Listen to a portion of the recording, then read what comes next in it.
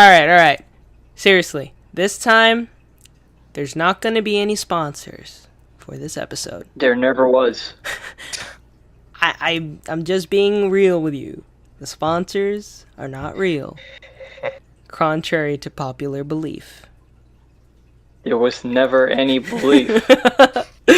Well, I mean, look. What do you mean? Cable. It's great. Cable and Deadpool? Yeah, that was a good movie. Cable and Deadpool? What? Yeah, Deadpool 2. No, I know Deadpool 2, but what? Start the show. Alright, everybody, what's going on? How's everybody doing today? It's another week. Hey. Who are you, sir?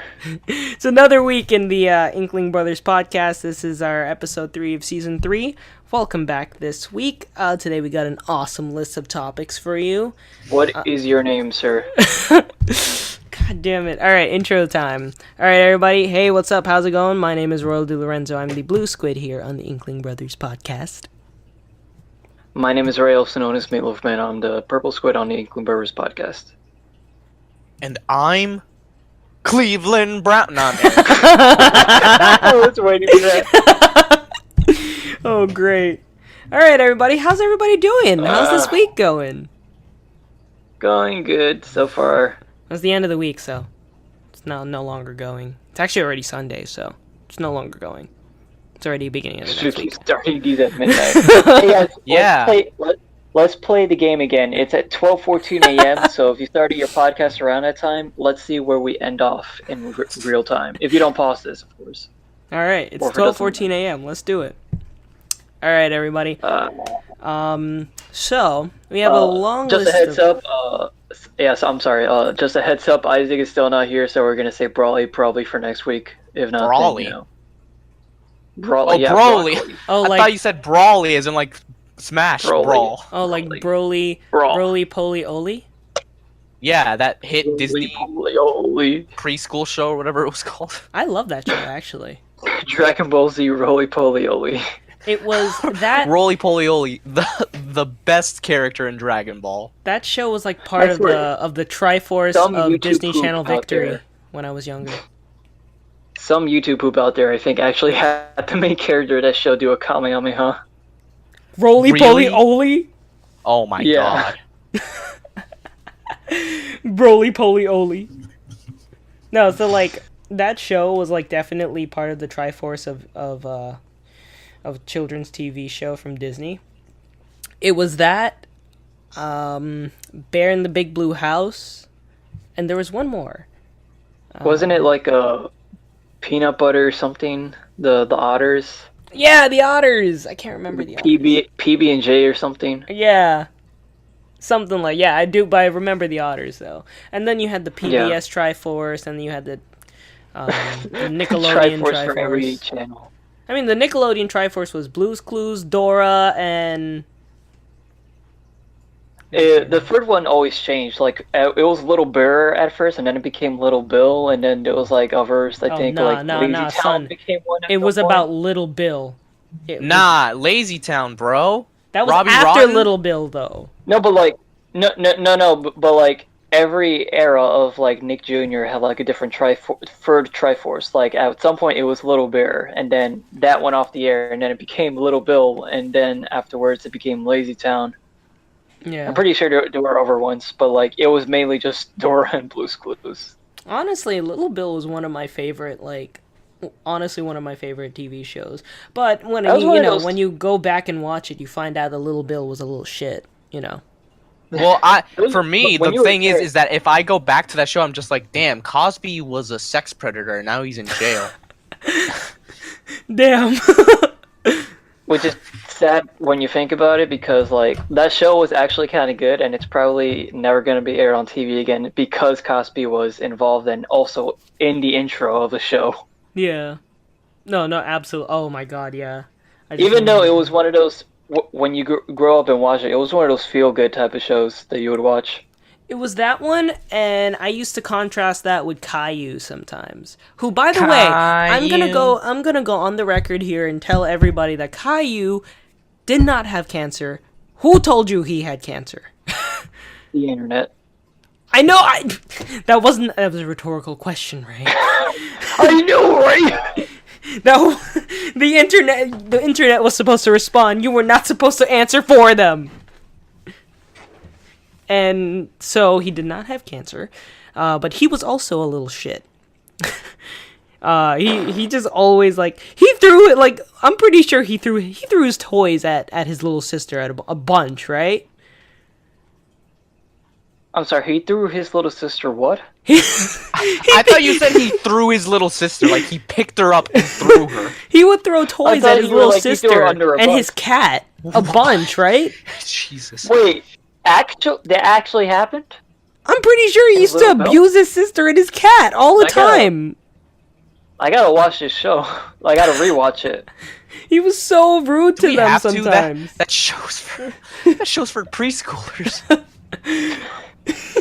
Well, yeah. I mean, it's clearly not if he's throwing shit at his little sister. Well, hey, you know what? There is actually a show I would come back and watch, and that's Honestly Between the Lions. Honestly Between the Lions was the shit. It was Between the Lions, Sesame Street, and one other PBS show.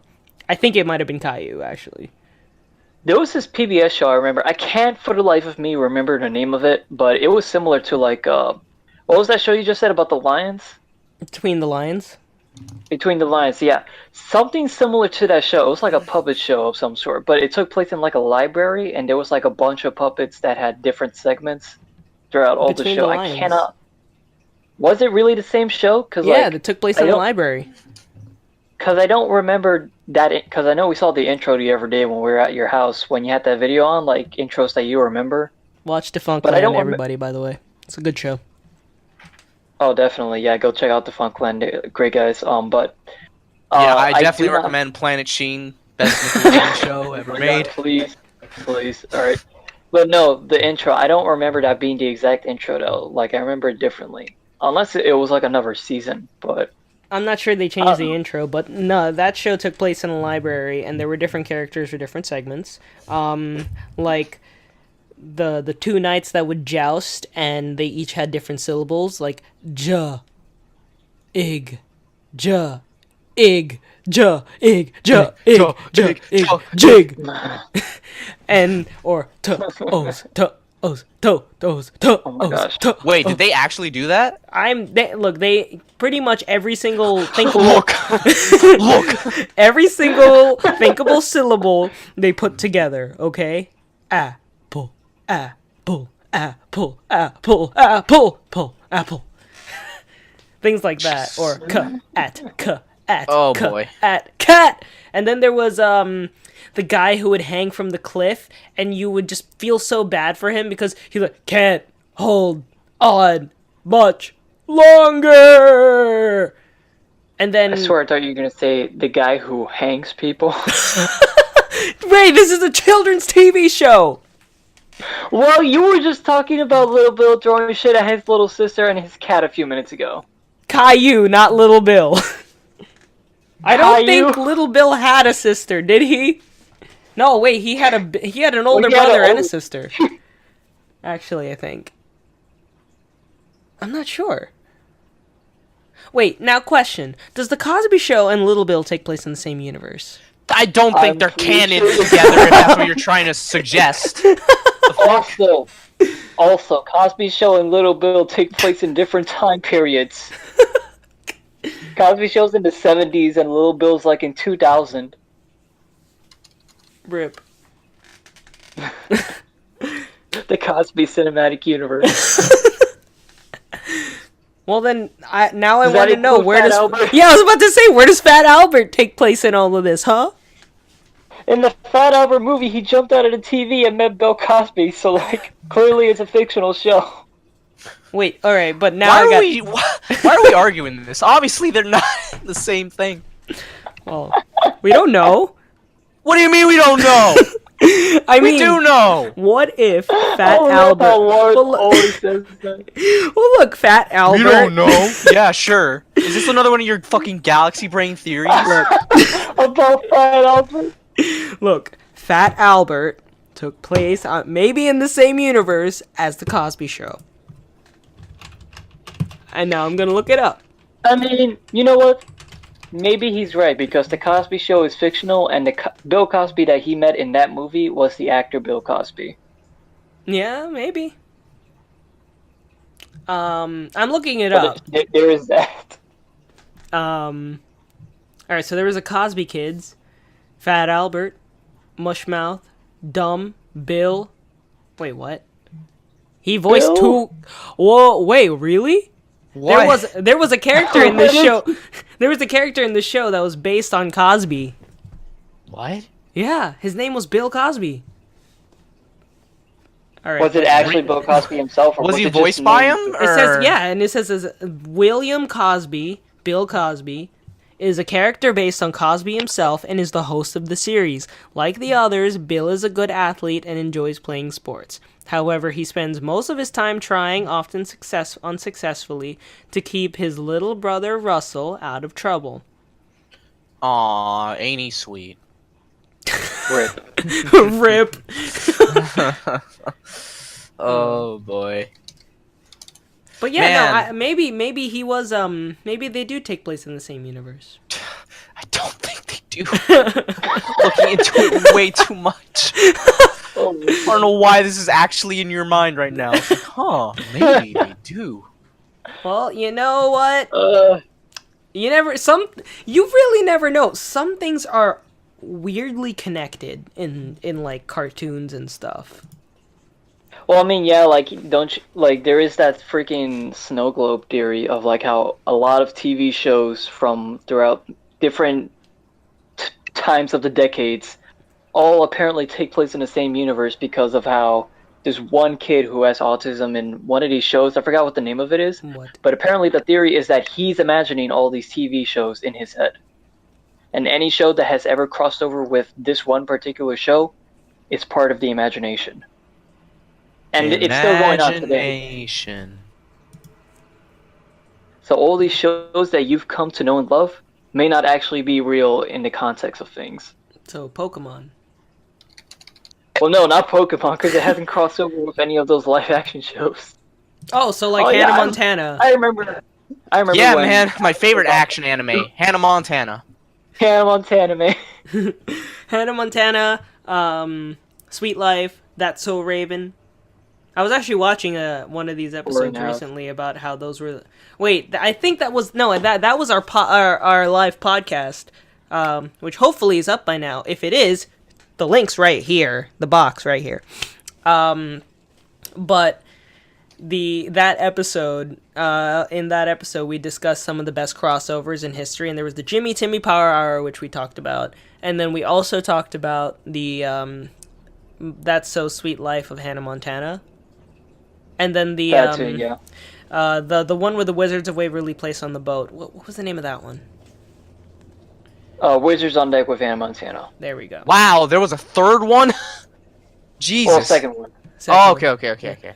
Yeah, there were only... Technically, there were other crossovers. Oh, right, there was another one with Corey in the House. After. What? There was a Corey in the House one, right? Oh, you mean No, the one where Raven well- shows up? No. Yeah, I was gonna say, like, that's the only sort of crossover they ever have, even though it's, like, the same series crossover. Really? Yeah. God damn. I mean, it's Raven going into her little brother's series, so... Oh. And Raven was like, yo, your series sucks ass. Basically. The manga's better, bitch. But so actually, I'm just looking right now, and apparently it says, yeah, multiple series crossovers. There's only That's So Sweet Life of Hannah Montana, Wizards on Deck with Hannah Montana, and then there was Monstober Spooktacular Weekend, which was in 2015. Whoa. Monstober? Monstober, like October. Spooktacular Weekend. The crossover appearances took place among Jessie, Girl Meets World, I Didn't Do It, Casey Undercover, Best Friends Whenever, Austin and Allie, and Liv and Maddie. God damn, MCU better watch out. But wait, Look at all that. Halloween? Wait. But isn't the Halloween episode of Ultimate Spider-Man when Jesse showed up too? What? Wait, what? Is that a thing? Yeah, don't you know? Jesse. Wait. I think I know what Ray's talking about. I think I know what he's talking about. No. I think I know. You're talking about that crossover with like Ultimate Spider-Man or something, right? Yeah, that was a thing. There's an episode of Ultimate Spider-Man where the cast of Jesse, and yes, I do mean the whole cast of Jesse, the live-action show, and they had superpowers in it for that one episode. What? What? Somehow. Drake Bell Spider-Man was interacting with the live-action characters, except they were animated. And not only that, because this version of Marvel's TV shows crossed over with Phineas and Ferb, that means that the live-action Disney shows take place in the same universe as the cartoon Disney shows and Marvel, which also means that because Lilo and Stitch is in that universe too, that means that Kingdom Hearts and all these other Disney worlds and the Renaissance era of Disney, whoever's interacted with Stitch before, all coincide with each other. So fun fact. Disney really is that's true because you see, here it is.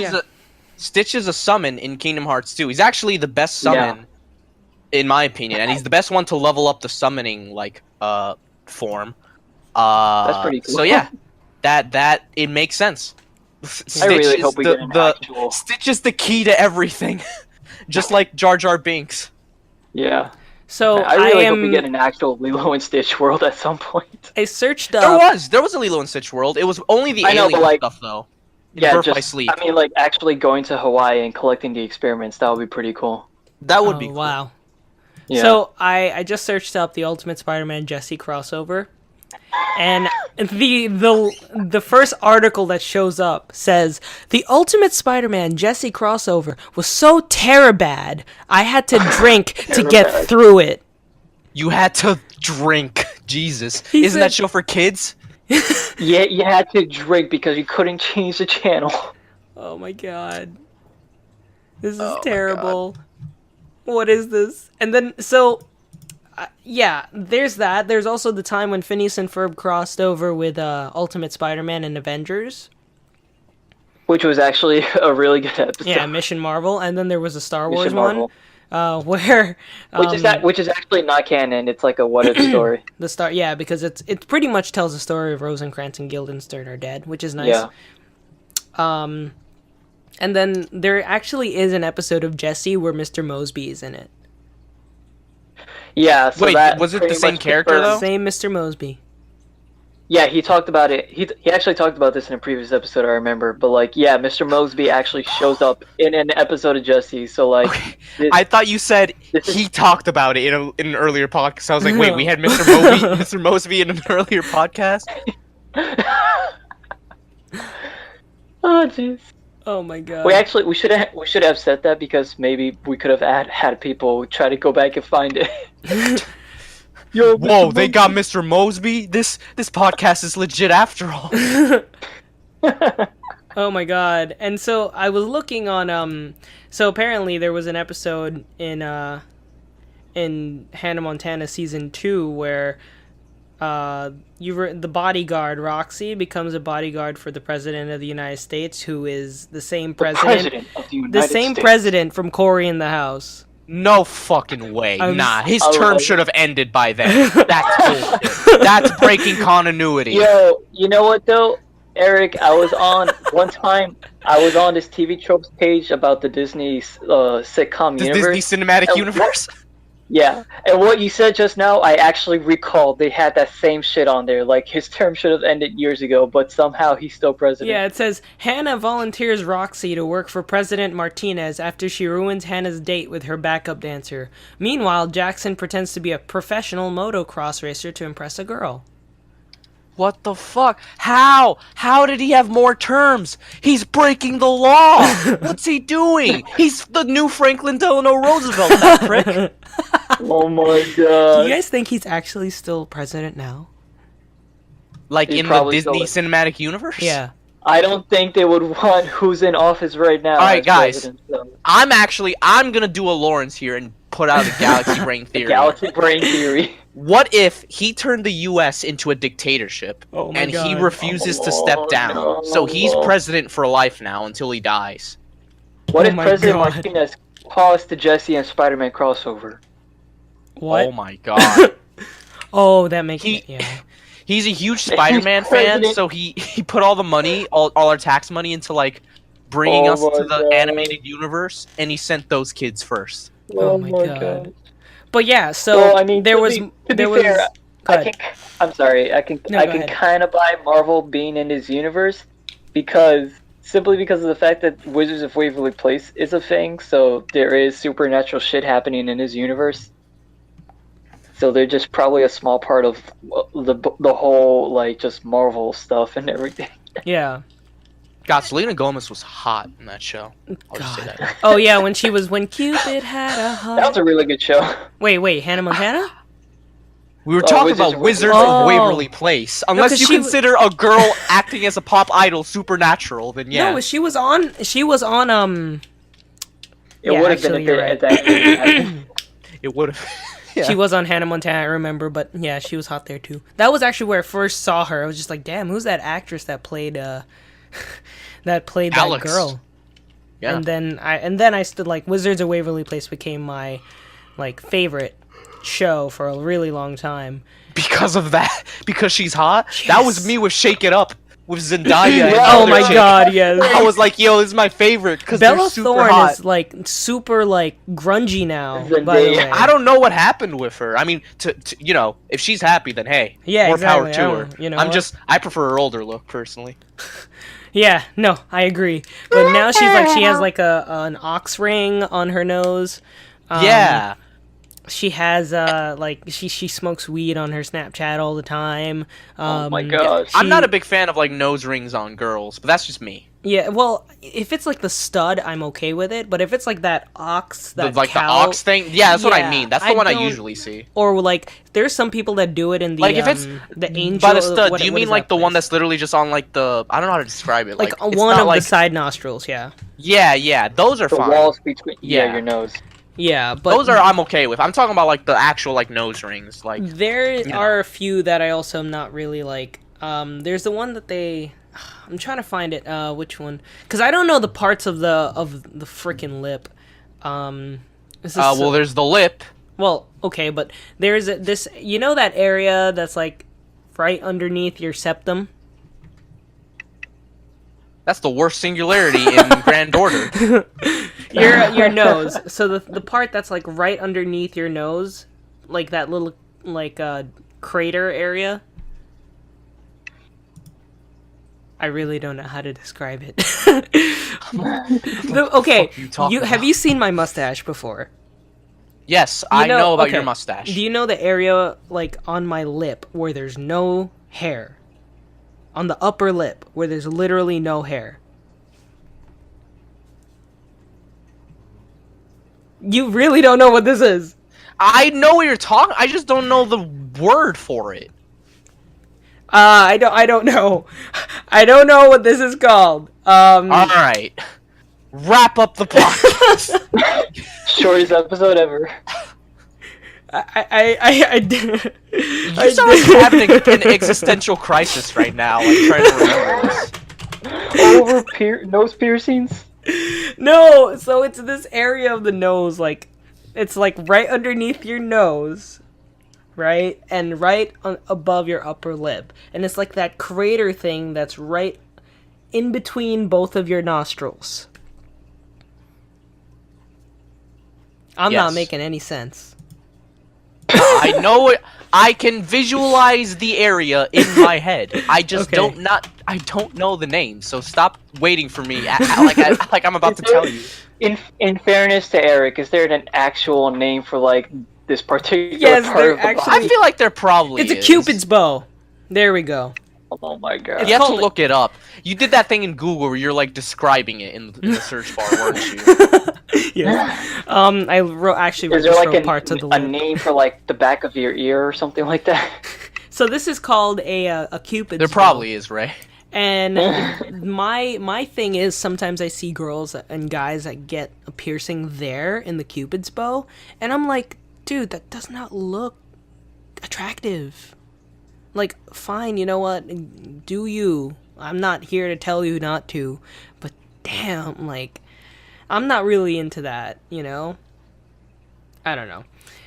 Going back to Monstober Spooktacular What does that Weekend, look like, though? No, wait, what does that look like, though, a piercing there? Cupid's bow piercing. Because I don't know if I've ever seen that. I know a few, here, I'll send you this. You take a look at it. But, yeah. It's kind of weird, like, I don't know. Like, that's... That? Yeah. I actually rarely see that, huh? I see that often with, I think a lot of Bronx girls get it nowadays. They think it's so cool. That's kind of the thing about, like Bronx people. They see something on like TV or at their local tattoo parlor or piercing shop, and they're like, wow, that would be so cool to get a piercing on my titty. So, is that painful, getting, like, a piercing on your nipple? I was sure. gonna ask too. Maybe if Like, they use a gun? that looks painful. Yeah, it does. Maybe if they use a gun, I don't know. Jesus, they just shoot it in there? I mean, they do that. Like, I know there's a piercing gun, I'm just... No, I joking. know. But they do that with ears, and it hurts a lot with ears. Yeah, no, it really does. Like, honestly, I don't get why people put piercings on, like, babies and, like, toddlers and stuff. I feel like you should wait a bit. I think they do it because they don't want to, because when they're older, they don't want it to hurt. That would be, like, the only reason I can think of. Like, that's why they, like, do circumcisions and stuff when they're younger, because it's gonna hurt if they do but it that's at, just like, a 9. piercing, though. I don't know, maybe. Maybe I'm misinformed on this. I don't know yet. No, I would not get my child's, like, ear pierced at that early of an age. If she wants it or he wants it, I feel like I'd wait a bit. Yeah, they can get it when they're a teenager. I don't care. And until then, they can use clip-ons. Yeah, so there you go. back to or the magnetic Monstober. ones. That's what I used to use. I have magnetic ones too. I use them to try and make those. myself look cool. But everyone kept telling me I'm putting it on the quote-unquote gay ear. But then I realized there's no such thing as a gay ear. So yeah, that's a misconception. That's like I forgot the word for it, but yeah, like that's actually not true. There's no gay ear thing. Yeah, Chris Brown has it on both ears, right? For example, I think that's, or even any of, like, Justin Timberlake has it on both ears. I think these are really bad examples, but So yeah, you're giving examples that have it on both. Yeah, I'm talking about the one where you only have it on the right. That was considered the gay ear piercing, even though that makes no sense. Or left. I've heard both. Like, really, honestly. I've heard mostly right. Oh, okay. I've heard left sometimes too. I had, like, but yeah, this that was magnetic dumb. stud. That didn't exist at all. Yeah. But yeah, no, I found that really weird.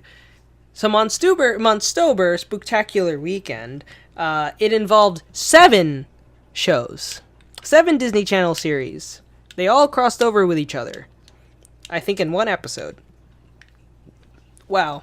And so it says, the unifying theme for the crossover appearances was a haunted house attraction that was part of New York City's Central Park Spooktacular celebration. It also involved the same mysterious masked character appearing on each of the programs. The crossovers involved 2 characters from each show appearing at the Central Park Spooktacular with the characters of the show that they were appearing on. There you go. Oh my god. Alright, I can also brought them together. Also just say, Shake It Up, like I mentioned, I watched that show a lot because I just thought the 2 girls were hot, but in reality, that show is awful. Yeah, no, I'm it's pretty honestly sure. Really That's honestly bad. the reason why, too. Who, by the way, those 2 girls, they are our ages, too, so it's like, it's, I know. Made sense. That's what made it better. It was not weird to like them. Yeah, I felt like I had an inkling of a chance. Exactly, and, like, every time I used to watch, like, Wizards of Waverly Place and Hannah Montana, I'm like, she's, like, 4 years older than me, it's never gonna happen. She's, like, in her 20s already, and I'm still in high school. Yeah. But what's funny also is that as I was looking that up, Disney's House of Mouse showed up on the That's a good show. It was a really good show. It used to play on Toon Disney. It was so fun because it was like classic Disney animation. I remember House of Mouse. That was good. That was And on Toon They used Disney, to- wasn't it? Yeah, it was on He used to Toon play Disney. like all those Mickey Mouse and Friends shorts. Those were pretty cool. I remember not owning but like seeing my cousins getting the DVDs of the show, and we would just watch those. Some of them would be actual hour-long specials. Yeah. Like they had a Christmas one, I remember. Oh right. They're pretty good. And then Pete would always be like the main villain in them, and some of the Disney villains would actually try to stop the show too. Yeah. And that's cool. Like if you see some of these Renaissance Disney characters interacting, like you see Maleficent and Jafar at the same table. Yeah, that's what made it really cool. Yup. Like, it had a lot of Disney characters in there. In fact, I want to give a shout out. House of Mouse is one of the few things that had Roxanne from Goofy Movie in it. Oh In fact, yeah. that might have been the only other thing she was in besides Goofy Movie. She wasn't in the sequel or like the Christmas movie, the CG one, I mean. And it's just like, I always wondered, what the fuck happened to her? Like, I know the obvious is that they probably broke up, but I'm like, I kind of wish they didn't. I thought they were really cute together, Max and Roxanne. I really liked those two. Yeah. It aired But then, from she's gone. 2001. Or it could just be that they broke up because they went to separate colleges. Oh but I yeah, don't know. yeah, that's true. Could be that too. It was 2001 to 2003, and then they reran it 2002 to 2006 on Disney Channel, and then on Toon Disney, and then they stopped airing it in 2009 before Toon Disney became Disney XD. Sadness. That's a shame. But James Marsden, I just found out, actually voiced Max Goof in this one. In which one? Nice. In House of Mouse? Yeah, in House of Mouse. I'm not sure if he voiced him. No, actually, yeah, I think that was the only time that he voiced him. No, wait. Really? Make up your mind. Yeah, you need to make up your mind before you freaking Oh say no, these it's things. not James Marsden. It's Jason Marsden. Jason? Yeah. I don't know if I he's, don't believe you. I don't know if he's related to James Marsden. Alright, hold on. Max That Goof. show, House of Mouse, was basically like the Cartoon Fridays of Disney Channel. Yeah, but Here he it was is. on Fox's. He played Peter Pan in Fox's Peter Pan and the Pirates. Alright, nah. Here it is. Max Goof, the voice actor, was originally Dana Hill for Goof Troop, the show, and then Jason Marsden for everything else, except for his singing voice in a game called The Spirit of Mickey. Unless that's a movie and I'm just misremembering. And then Mickey's Once Upon a Christmas, he was voiced by Sean Fleming. And apparently his Japanese voice actor is listed here as Tappei Yamaguchi. So there you go. Jason Marsden. Now you're making me saying James. Jason Marsden is his main voice actor, yes. He played Tak in Tak and the Power of Juju, Tak 2, and Tak the Great Juju Challenge. Alright, so can we talk about how those games were actually pretty good, but Yeah, the they show were was so ass? good. Alright, hang on. Actually, before you do, I just want to wrap up the Max Goof thing. Is Max Goof ever referenced by Goofy in Kingdom Hearts? I don't think so. No. Gosh, Because I love Moon. because Donald actually references his past in Disney shorts too. Like he references how he was like in the military and how he and Daisy are like together. So I'm like, is Max canon to Goofy in this? I don't think he's ever mentioned like we do know that, you know, Huey, Dewey, Louie, like the games mentioned that they're his nephews. And they also mention Uncle Scrooge, obviously. Yeah. They also mention that. And they do mention, I do remember like they mentioning his past, but I can't remember if they do the same for Goofy. Bro, Jason Marsden played Chester McBadbat. From Foster's? No, Chester What? McBadbat. Wait. No, I have Blue Ruxia in my mind, so I was thinking Foster's right away. Oh my gosh! So, fun fact, Chester McBadbat was voiced by Frankie Muniz from 2001 to 2003. And then he was voiced by Jason Marsden from 2003 all the way up until the end. I wonder what happened. Oh, and Cupid was played by Tom Kenny. Look at that. Oh, wow. Jason Marsden did voices in Young Justice Invasion, which was the second season for that show. Shit, look at that. This guy's been in a fair amount of stuff, actually. Yeah. Teen Titans. He was Red Star and Billy Numerous. Oh, I remember Red Star. Oh. He was in that one episode. Oh, Billy Numerous. He was one of the villains, yeah. Whoa, okay. He This was guy in was Ultimate in- Spider-Man and Legend of Korra also. He was in Fallout New Vegas. Wow. He was Oh, Boom. yeah. Shit. Nice. Yeah, it was in Sonic the Hedgehog. He played Dick. No, Dirk, sorry. Dick. My favorite Sonic character. Dick. Nice, Owen. He Nice played work. Teenage Clark Kent in the Superman animated series. Oh, cool. He played Torque Smacky in Invader Zim. He got everywhere. Yeah, no, he was in Rugrats, My Life as a Teenage Robot, which I can't unsee fucking internet stuff with that What? show. Okay, then. Let's not go there. But My Life please, as a Teenage Robot. let's just... Oh, nice. I would just like to... Oh my god, wait, okay. Now, I just saw something that reminded me of something before we talk about what we had to go to. But so, I just saw, the other day, a music video for the theme song for the Kim Possible remake, live-action movie. Sorry, Kim Possible live-action movie. Yeah, I've been seeing YouTube commercials for it. Let me Yeah, tell you. I don't like the remix song that they're using for It's it. not. I don't know It's if you've heard that, it. but also like everything is wrong. the whole thing is just wrong. Oh my god! I was looking at all the like comments when I look at that, and it was like people were just like, "I hate this so much. What the hell is this?" Like, it makes no sense. It really doesn't. It makes me upset. I mean, what's wrong with it? There are a lot of things wrong with it. Just watch. Isn't it just previews right now, though? I mean, it might end up being okay, maybe. You never know. Oh, it's a Disney Channel show. So, It's a Disney Channel movie. yeah.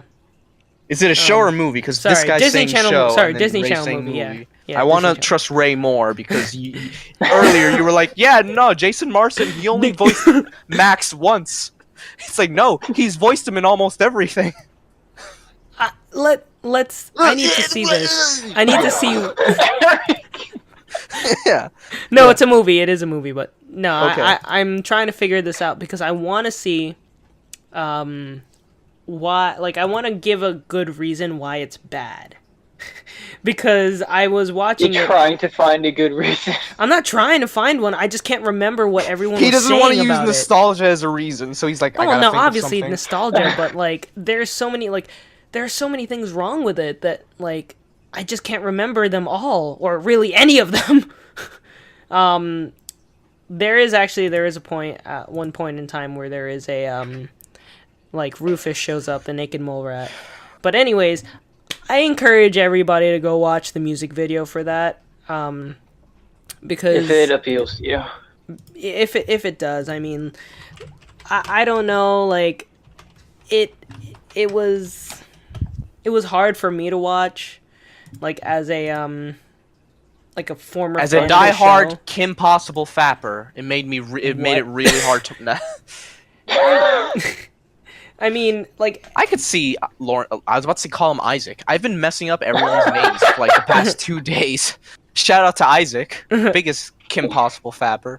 Oh my gosh. Yeah, I could see Lawrence being into that. yeah. I mean, there is a ton of it on the internet, so. Yeah, there is. Here, I'll send you guys a video. You guys I got can him check all it out on tripped your up own because time. he's thinking about it now.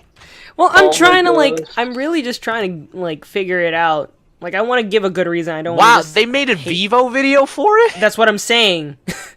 Like, so I there only is a music listened video. to it. Like, I didn't see any video. I just listened to it. I love how Vivo is still a thing. Yeah, that's weird. A lot of people. I mean, obviously, it's nostalgia, and everyone says Obviously, it's nothing. nostalgia. No, but like that's one of them. Like a lot of people are just saying that it will never top the original.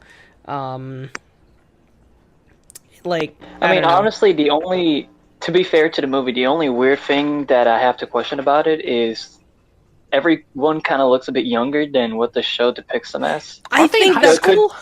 I think that's It could probably what some of the No, it comments could I was just- seeing it say. It could just be the effect of like how cartoons usually make 16-year-old people look way older than they're supposed to, and then in real life they're more so the mentality and look of a kid.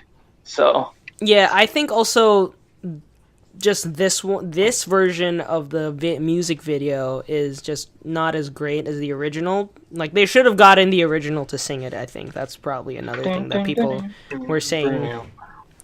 I don't know. They're like they made this kind of like a like they made this modern. They made of course it's realize, modern. Yeah, 2019. The show came out forever ago. That this movie takes place in the same universe as Marvel, Phineas and Ferb, and Lilo and Stitch. And Jessie. What was that? I don't know, but It sounded like the death of an NPC in Oblivion. There are a lot of people that say that you can watch the same video at 1.25 speed and it'll sound like the original. But that actually got me thinking about Wendy Wu, Homecoming Warrior.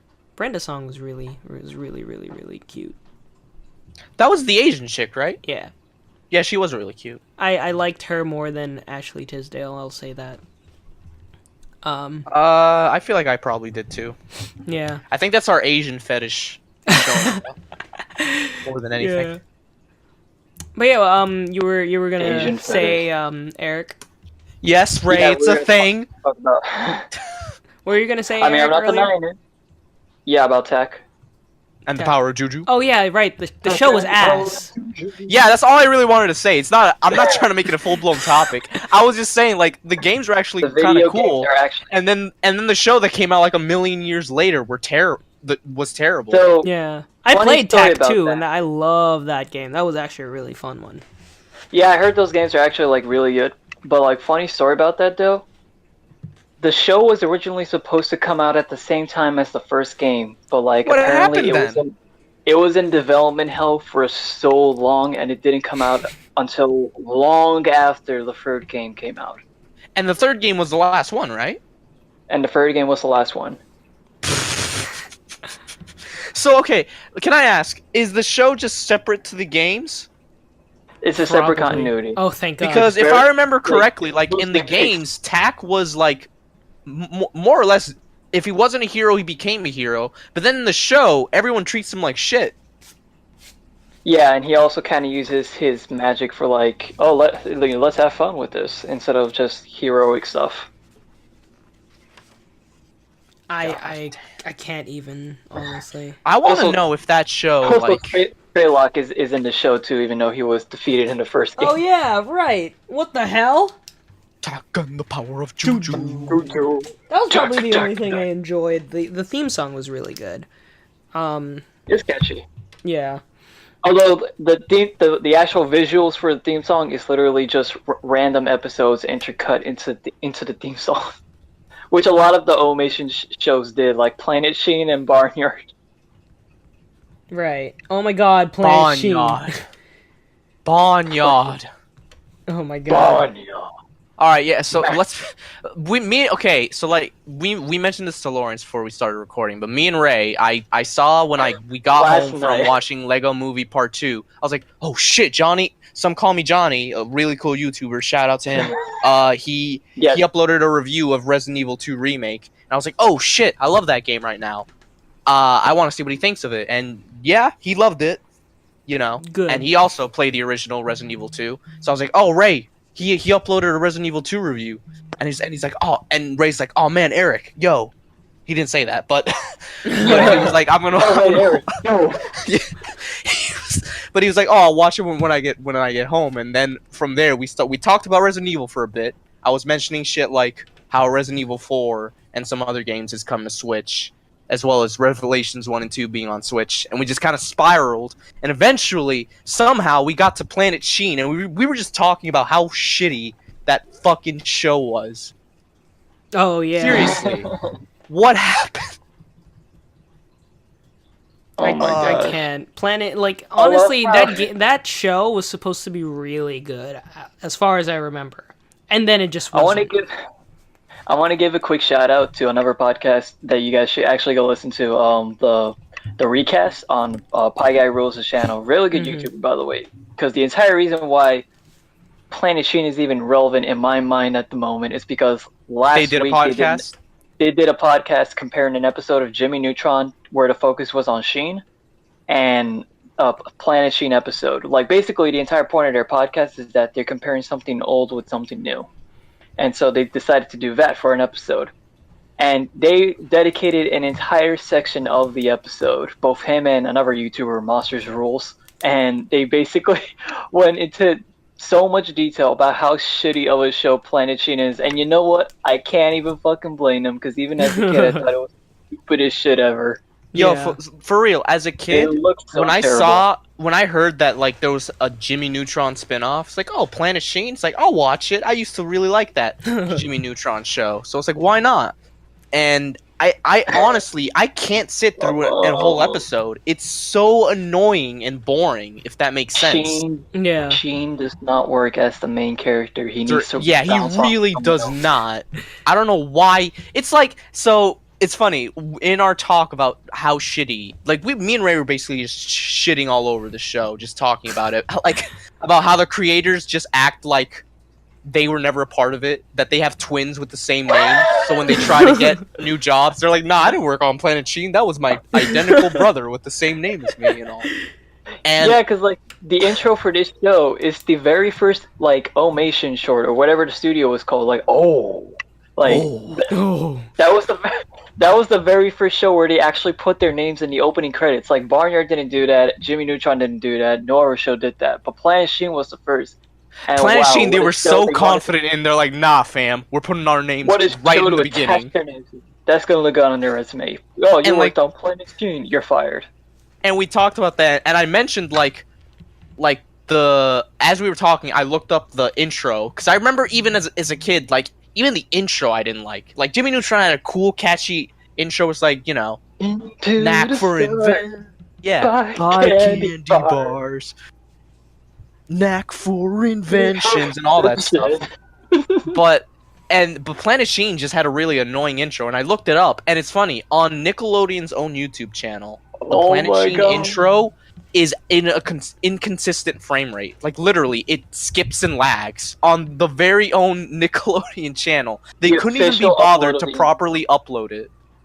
It's funny too, because like all the other intros for the other cartoons they upload on that channel are in HD. Like it's the highest resolution those intros have ever been. Like from like outside of broadcast. Any other YouTuber you look at that uploaded those intros, they're in low resolution, but Nickelodeon has the highest ones, except for Planet Sheen. Planet Sheen.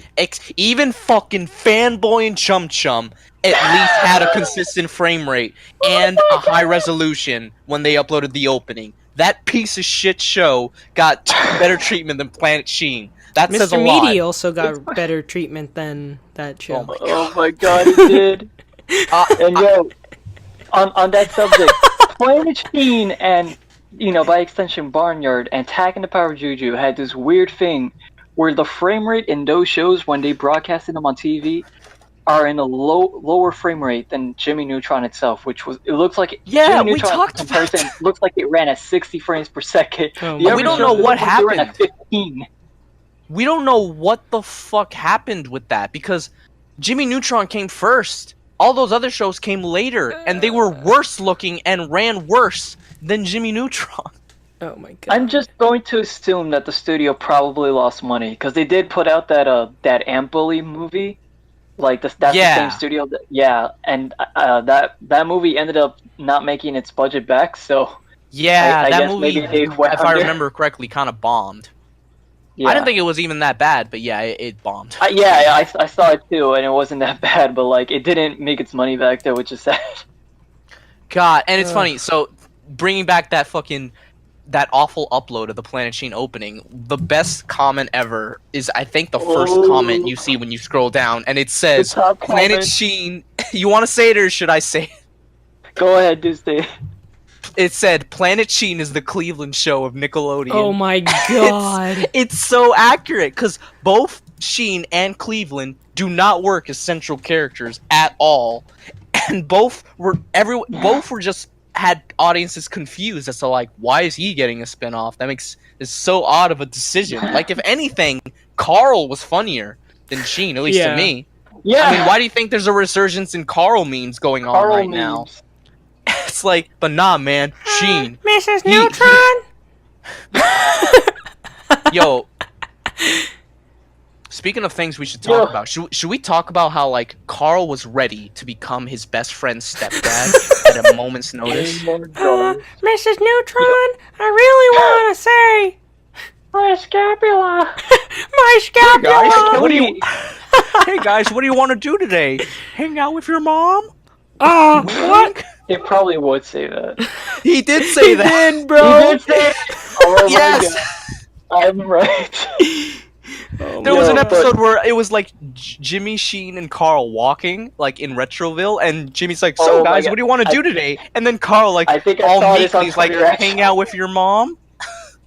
I think I saw this on Twitter. Oh my god. Yo, It's can we talk incredible. about Carl for a sec? How come Planet Sheen has a character that is literally an alien Right? clone of Carl, but they don't have Carl himself instead? Like, That makes no sense. it would have made more sense because in the beginning of the show, they explain how Sheen gets deserted on this planet. He falls into one of Jimmy's rockets because he's, stumbling around in his lab, and then the rocket takes off, and then he goes off world.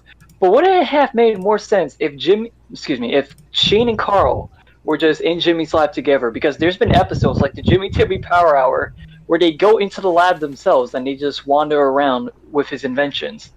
Wouldn't it have made more sense if they both stumbled into that rocket and they both got stranded on that planet?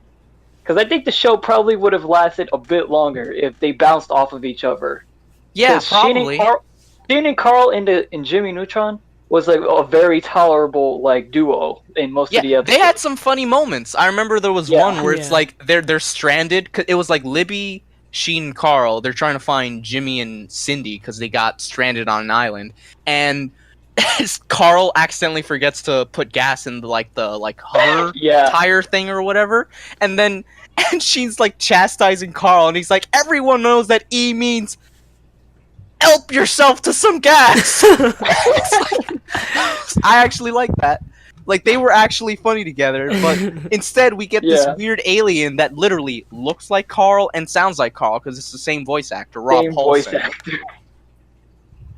So, like, what's really the point of, like, a clone of... Even they showed his parents off, apparently, at one point, and they're clones of Carl's parents. So fucking... Wait, for real? I didn't remember that. For real. I barely watched the show, but... I heard it on the podcast, too, on the Ever podcast, so, like... Okay. What is even the point? I'll believe it, because I'm not going to look. I'm not watching any second of that show. The other stupid thing is that they totally could have done it, too, because... This show uses different models than the actual Jimmy Neutron show. Yeah, I did notice that.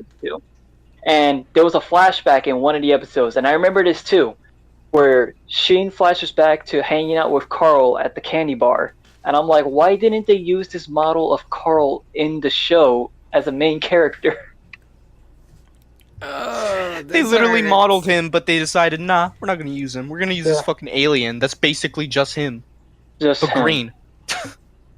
It's so bizarre. Carl should have honestly gotten the spinoff, and I'm not just saying that because I have a bias for Rob Paulsen, because he's an awesome voice actor. It's funny that he voiced Raphael, Donatello, and a bunch of other characters. Yeah. He was in Animaniacs as well, and Carl Weezer. Yeah, of course. Animaniacs was really good. Yeah, so it's like I have a bias, but even then, it's just like Planet Sheen was just bad. Did you ever notice, Ray, when you saw like the seconds that you were able to stomach, that the show almost didn't even look like it belonged in the Jimmy Neutron universe? Like, the aliens looked all weird and everything. I was saying that yesterday. If anything, they look more like they're part of the Barnyard universe, because that show has a drastically different art style than Jimmy Neutron. It's so different. I always try to imagine it in my head. Like, if you try to put these characters from Planet Sheen in the Jimmy Neutron universe, they would stick out like a fucking sore thumb. They would feel so different. Like, there were aliens in Jimmy Neutron, but they didn't look like that at all. They look like they were part of that world. And like, the thing is that these new characters, they have lower resolution textures than Jimmy Neutron. It's like comparing a PlayStation 3 game to like a GameCube game or something. It's like when you go from a PS3 game to Virtual Boy. Basically. And the big thing with Planet Sheen that I've never understood, and I talked about this with Ray, and apparently in that podcast that he's talking about, is that the beginning of the show, and I do remember the very beginning, Sheen is like just walking around, he's like, "Hey, Jimmy, where are you?" and he goes into the lab, and he accidentally like gets into a rocket, and he's like, "Oh, I'm just gonna fucking press this button because I'm an idiot." And he presses the button, and he gets launched. Yeah, and he gets launched, and he lands on that planet that he spends the entire show on, and he stays on that planet for an extended period of time because that show lasted a whole season. It had 26 episodes and everything. So yeah, every time I caught snippets of it, in my head I'm like, does no one care that Sheen is gone on Earth? Like, does Jimmy, Carl, his parents, his girlfriend, Libby, do they just not care? They just don't come looking for him? It's like, oh, well, the world's guess he's gone. Oh my god. It's like that. You think Jamie would notice one of his rockets are fucking gone? Is fucking gone. You think his parents would notice that he hasn't come home yet, hasn't been going to school? It makes no sense. Shouldn't he have like a GPS in that shit? Exactly.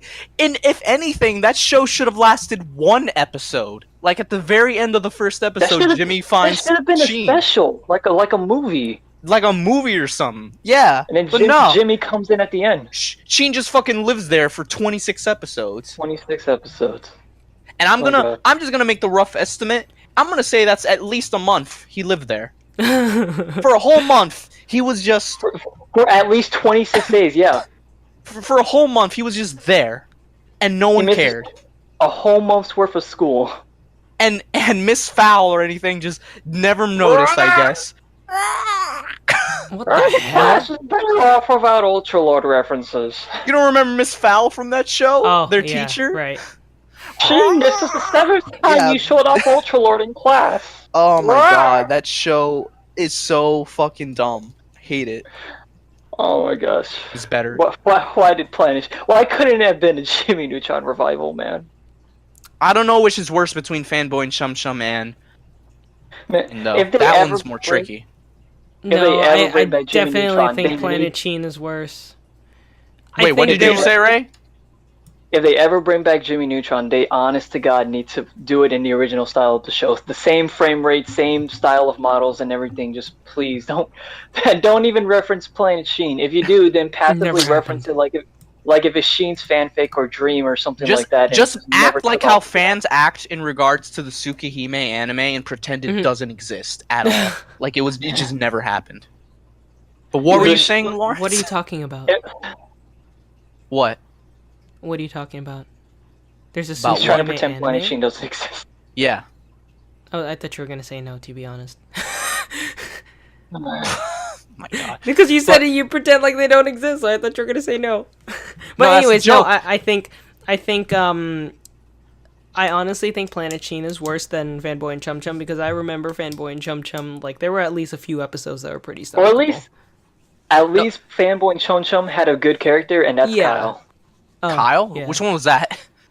The wizard guy. Is that the one with the really bad teeth? With the really bad teeth. Yeah. God, that show just looks so ugly. It does, but at the same time, it's like that. Like it. First off, it continued a lot longer than Planet Sheen. Yeah, that's the reason why I'm balancing in my head because Planet Sheen is arguably worse, but Fanboy and Chum Chum lasted long.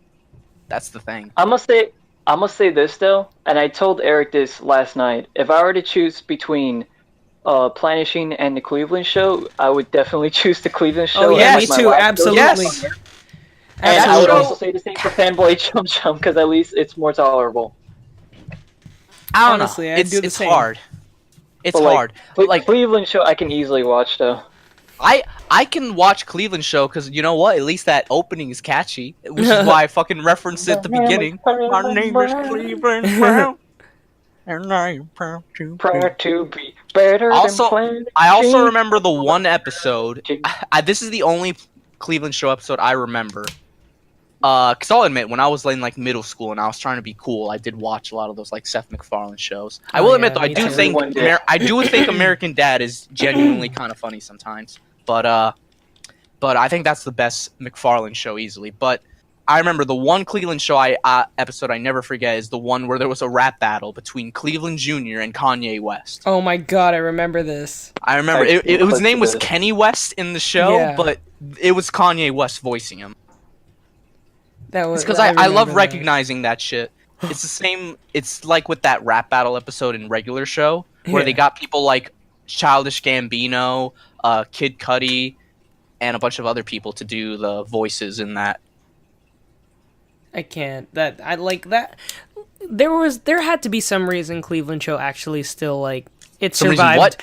There had to be some reason that the Cleveland Show did more than just like one season.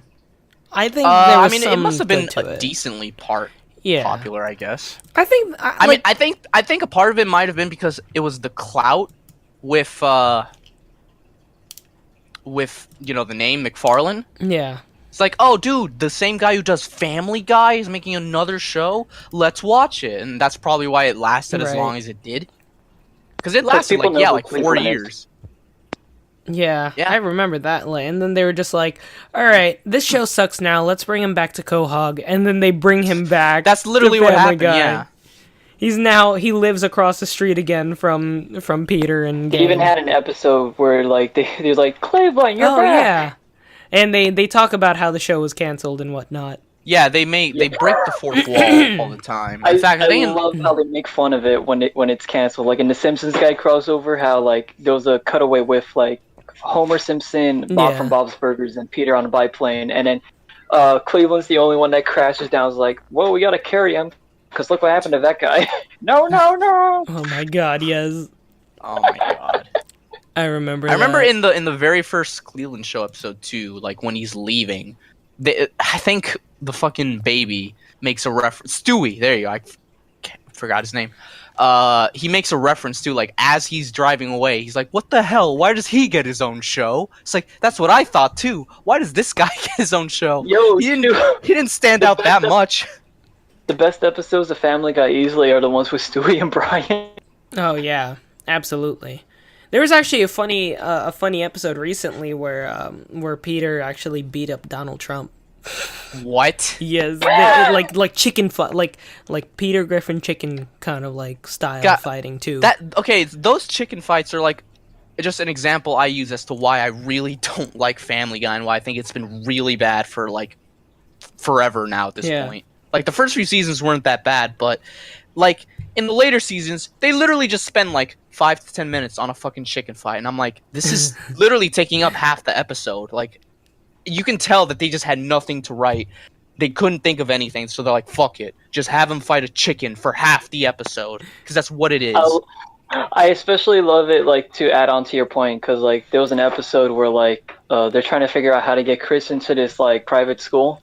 And then out of nowhere, like, there's no correlation, no segue into this. Peter just sees the chicken in the window, who is basically forced into the episode, and then for like the next 10 minutes, it's just a chicken fight. Oh my God. It's so fucking dumb. He goes back to the kitchen, and then they continue the rest of the episode as normal, and the chicken doesn't come back.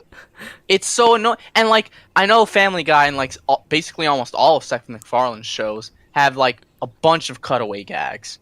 But in Family Guy, they go so overboard with it. Where like a good quarter to sometimes even a third of an episode is just cutaway gags. Like they just sit there for so long with the gag, and I'm like, just fucking just move on. Like there are some times I'm just like, wait, what was the point of this episode again?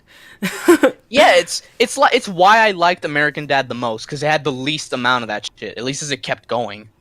There was definitely. Like, that's probably the reason why, like, shows like The Simpsons and Futurama were popular, because they don't even do any cutaway gags. Yeah, and they really don't. They just have well-written jokes. There's a continuity. Yeah, there's a continuity, they have well-written jokes. Yeah. I mean, so, I guess, kind of going off on that topic of, like, things that like we used to watch and play and stuff like we were younger, kind of going back towards Planet Sheen and stuff. When I was younger, this is something I like to talk about.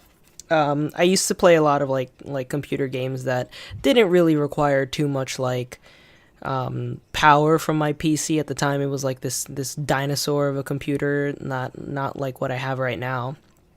And I remember that my favorite games to play at the time were like the Harry Potter games for PC at the time, because I did not have a PS2 yet.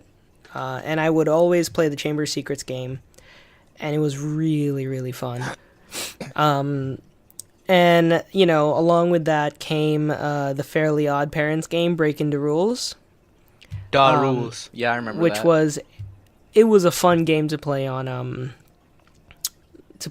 my computer, because at the time it was like, wow, 3D.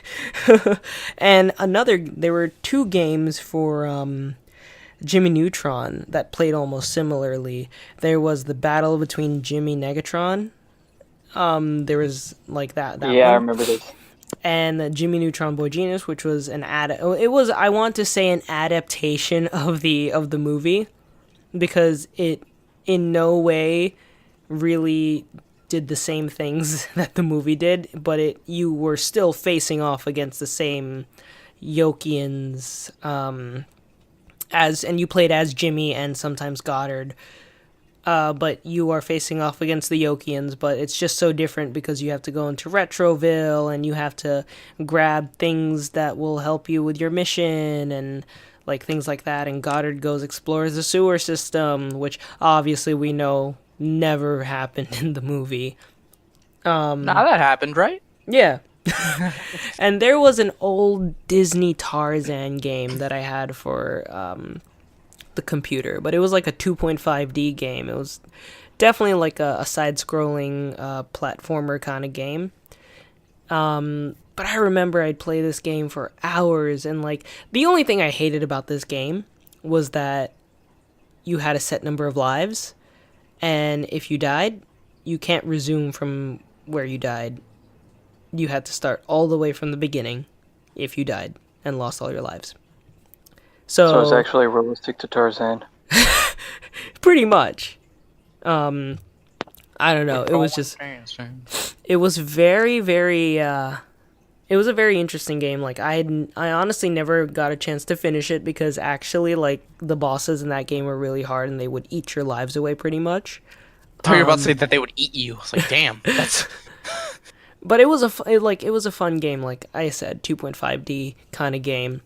And I mean, even just kind of growing up, there were a bunch of really cool Lego games, like Lego Island, the Lego Island series. They came out with Lego Island 1, Lego Island 2, and Lego Island Extreme Stunts, which all follow the same continuity. And honestly, those are some of my favorites, because it was like a open world action adventure RPG game with mini games and also stuff like that. You roam around the island as Pepper. His name was Pepperoni, haha, because he was a pizza boy. And his mother and father... Nice, I get it. I get it. His mother and father were pizza cooks. And the main criminal was named the Brickster. And he was really evil. Like, he stole a rocket and went to the moon. He went back in time to this... The Brickster! Yeah, he went back in time to the medieval... Why'd you stop? Who is that? What is that? Oh, that's me. What is- Sorry, I'm like the heater's on, so I have to fan myself. But so he went back into medieval times, and then he's like, they make a lot of time travel jokes. So like, what is this thing that you call, like, I think it was a telephone or something like that.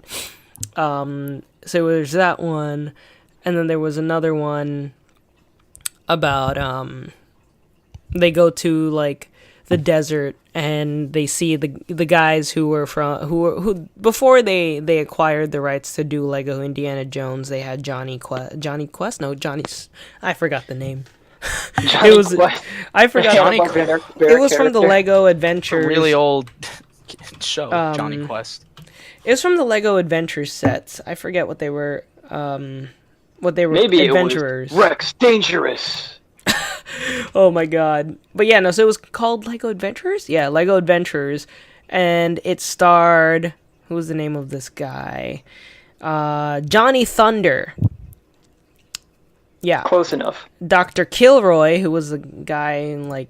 He just Dr. had Full Movie. And Pippin Reed, who I think was she was the main love interest. So he stumbles into this area and pretty much has to... he has an experience with mummies and stuff like that, and then he goes to the moon. And once on the moon, he faces off against the Brickster and wins. And then Extreme Stunts, the Brickster comes back, and now you're making a movie with the Brickster, but it turns out the movie was actually a setup for the Brickster to try and escape again. And he was also the villain in the very first one, too. It was a very interesting game, let me tell you. Honestly, I had a lot of fun with that game growing up. Sounds funny. Yeah, and there was Lego Racers, which was fun, just a typical racing game, but with Legos. And obviously my favorite PC games of all time, but the Humongous games, Pajama Sam, Humongous Freddy Entertainment. Fish, Sam Fish, Spy Fox, even the Thinkers. I think they were the Thinkers. Also, the Blue's Clues games from Humongous yeah. Entertainment, which is the closest accurate kind of video game you're gonna get to the TV show. Yeah, they're actually, so that studio is not making games anymore, if you can imagine. Probably not, but it's pretty sad. But I mean, can't you buy your games on Steam right now? They're still open, but they don't make games anymore. But you can buy their games on mobile devices and on Steam. Cool. So that's cool. Keeping the nostalgia legacy alive. Yeah, you can even you can obviously buy the full games, but they sell, if you are not feeling that, you can just buy the mini games from the from those series, because they actually just sell just the mini games too. I think if I had to rate them, it definitely Putt and Putt was the least difficult. And then it would go, and then Pajama Sam, then Spy Fox, then Freddy Fish. Because honestly, Freddy Fish was the most difficult of all of them. And Spy Fox definitely comes as a close second as difficult. For a kid, I mean, right now I can play that game with my eyes closed, because I played it that much. And there was they had a lot of really cool IPs, honestly.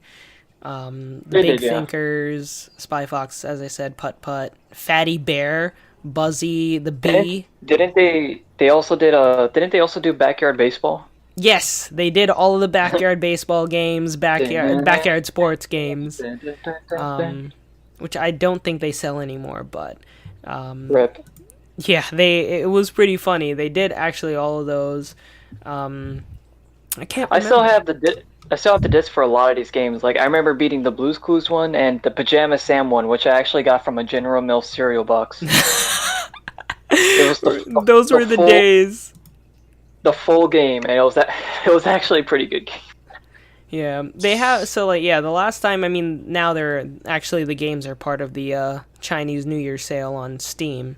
So. Oh, really cool. Yeah. So there's a Chinese New Year's stuff going on everywhere. While you guys can, and when this podcast is coming out, you guys should go hit that up and check out what you might have missed out on, or what we're talking about. See how pretty good they are. Honestly, they're really awesome games. They're a good time killer. There are better time killers out there, but there's a lot of puzzle solving involved too. But yeah, and there's a lot of puzzle solving and stuff you actually have to remember, and different clues, stuff you got to hold on to, and all that. Yeah. It's cool because every item you get has a purpose. And I remember this game. Yeah, but the Pajama Sam one I had in particular, it was You Are What You Eat. That game. Oh yeah. It was actually Easter eggs, collectibles. You know how they have the lucky emblems in Kingdom Hearts 3.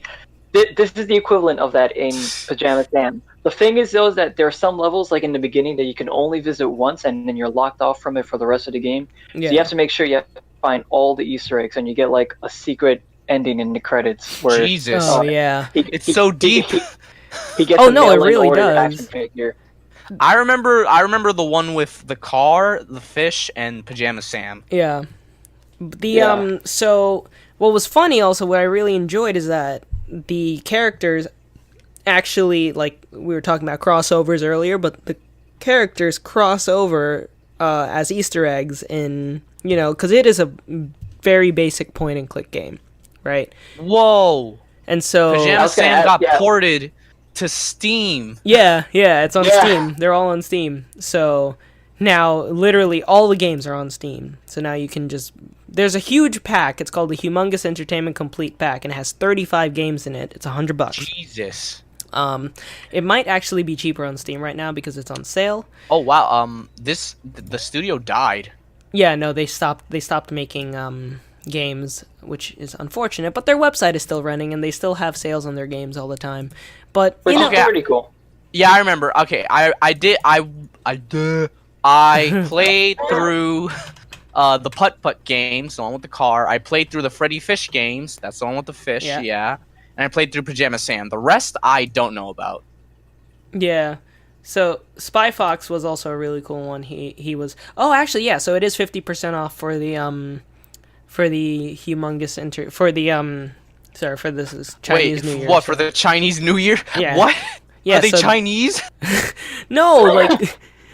But so all the games from Humongous Entertainment, the entire pack, $50 right now on Steam. And honestly, when I grow up and I and I have kids of my own, I'm gonna make them play these games. Honestly, You better by all means. play this game.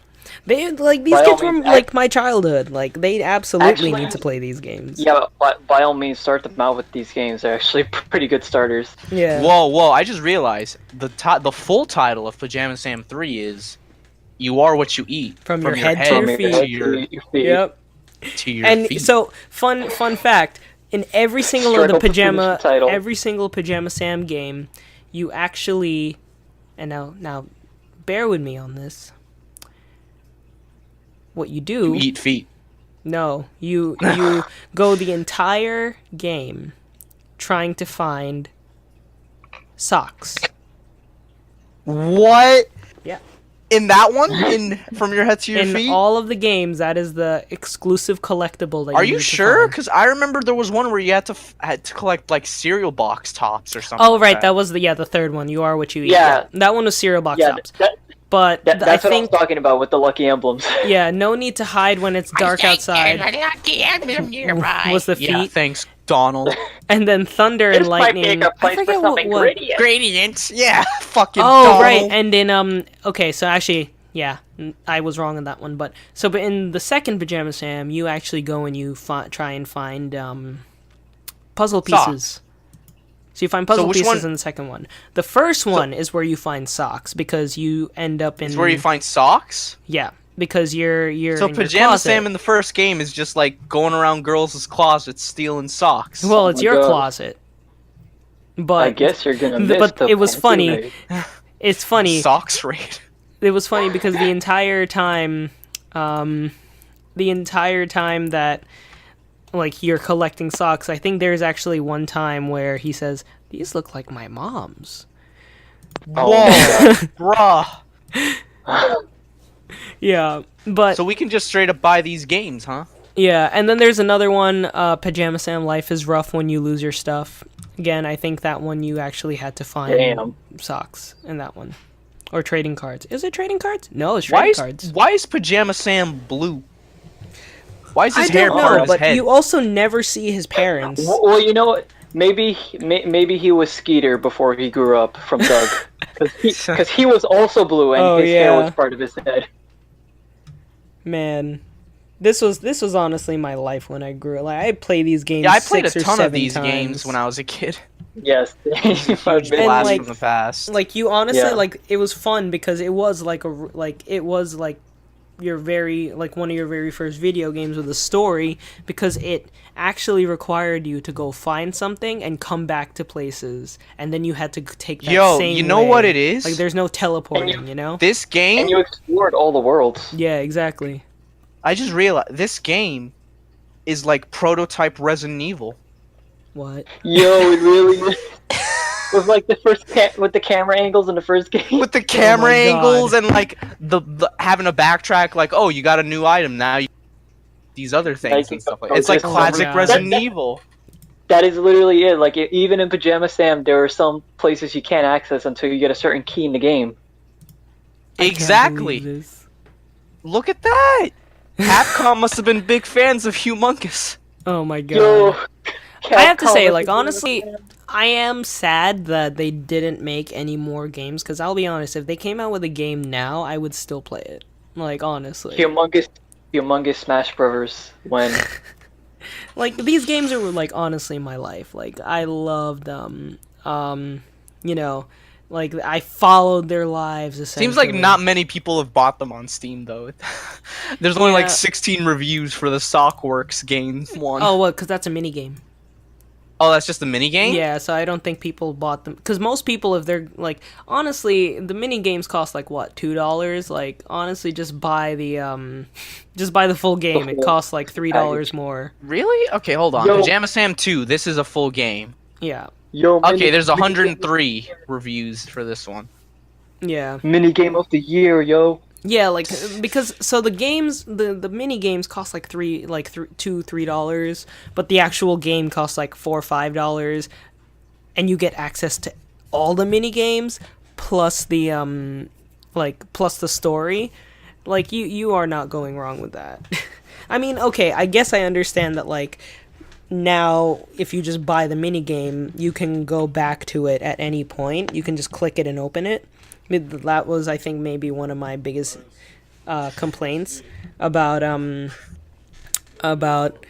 the like these old like point and click games like Pajama Sam and Spy Fox and stuff like that, is that when you encountered a really fun mini game, you know, like you had to, if you wanted to keep on playing it, you just had to keep on playing it, and you couldn't, and you pretty much can't progress if you didn't want to lose access to that game. But as soon as you start progressing through the story, and you, like, let's say you finish the game, you can't go back, because then now you just have to start a new game and get to that point again where you have to play the mini game. So I guess I can understand, but again, I think that's a big price to pay for a mini game, you know? God, look at some of these reviews. I like this one.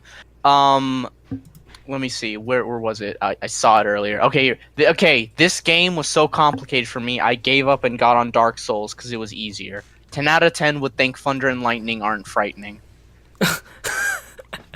Oh there my you God. go. Are there achievements? No, there's no achievements in these games. That'd be Oh, okay. crazy. It's like, all right, me and Lawrence are gonna do a race to 100% all these humongous games. See who does it first. Actually, so when I first met Ray like 10 years ago, one of the things that I did was I tried to challenge, and this was 10 years ago, so this was like when I was 11. I challenged myself to see how long it would take me to beat one of these games. I clocked in at 2 hours and 4 minutes. I think it was the first Pajama Sam game. I didn't even care, but like about the like the side stuff, like collecting that. I was just trying to finish it, and I'm pretty sure like if I spent longer time trying to do it, like it would take probably less time. Like right now, because I know I'm pretty sure there are completionist people who've done it in far less time. They just know where to click. Is there a speed run? Maybe. I'm curious now.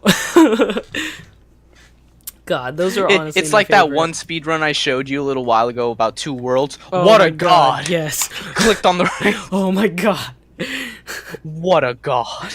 Yeah, no, I'm gonna look this up now. Speed run, Pajama Sam.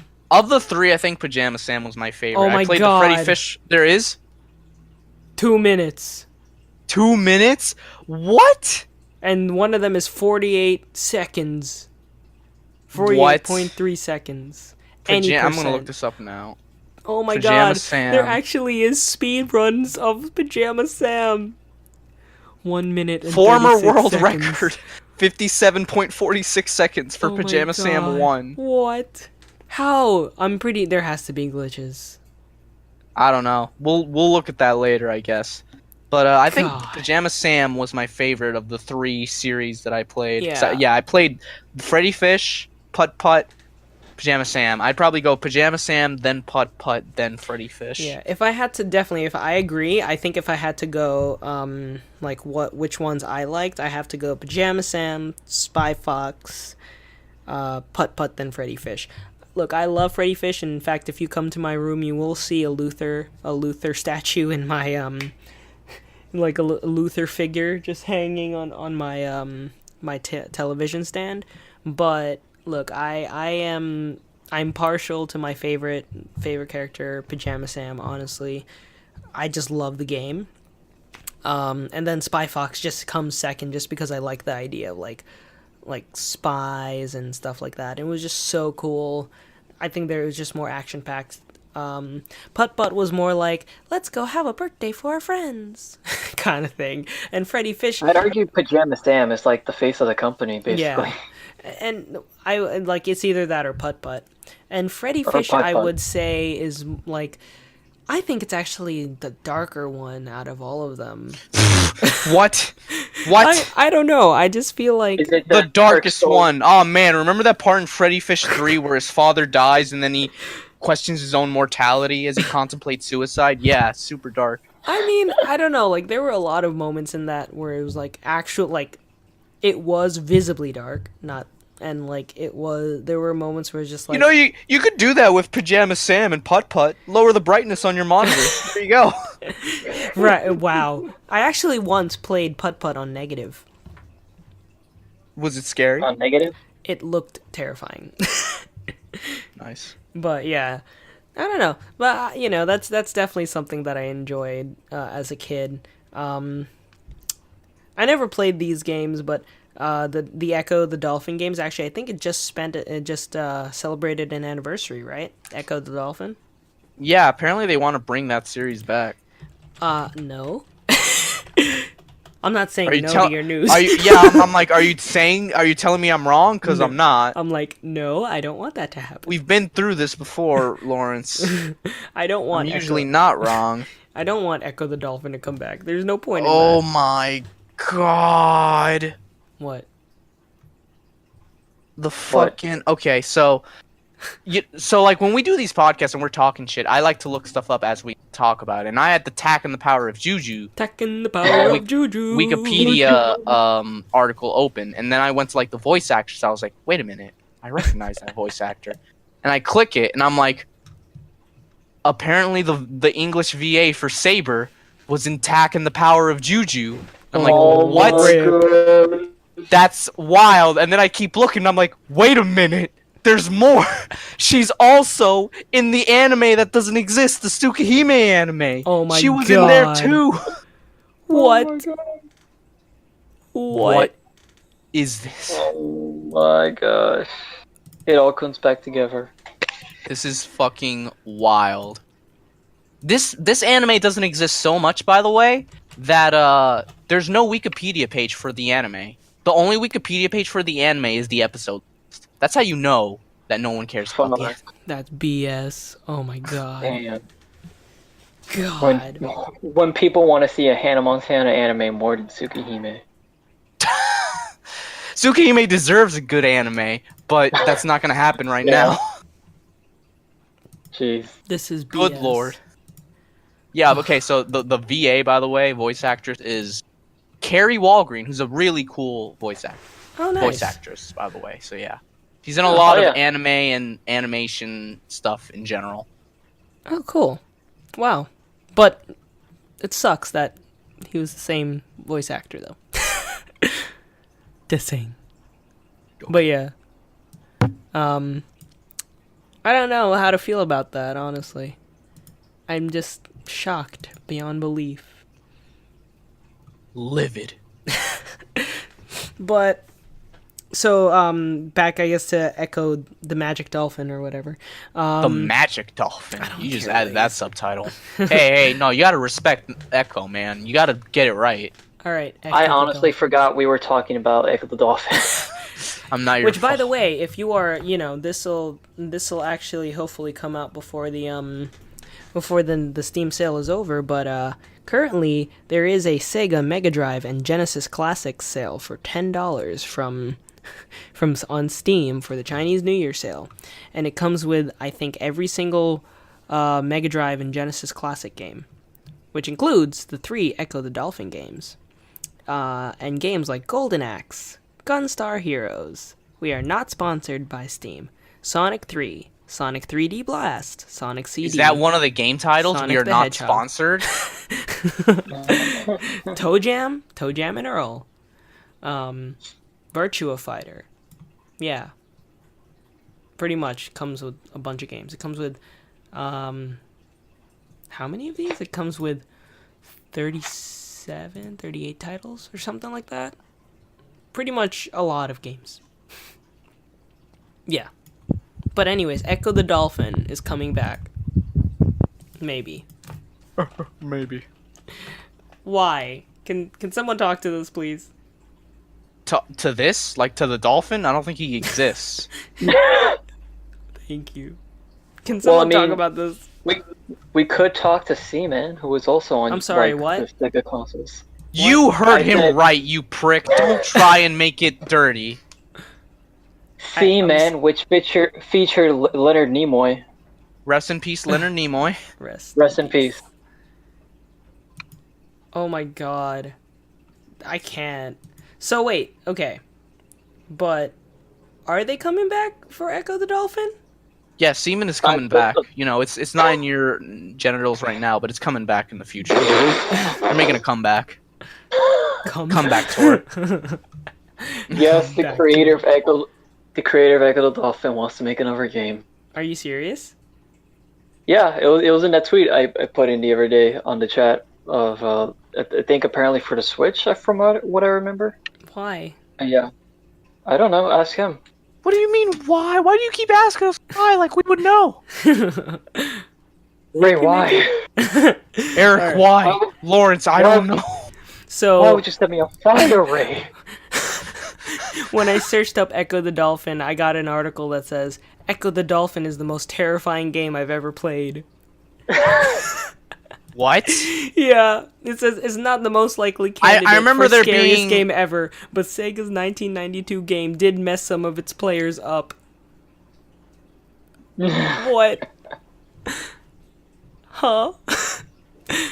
Hold on, this is interesting. I mean, I understand, I guess. Ooh, hot. I understand how Ecco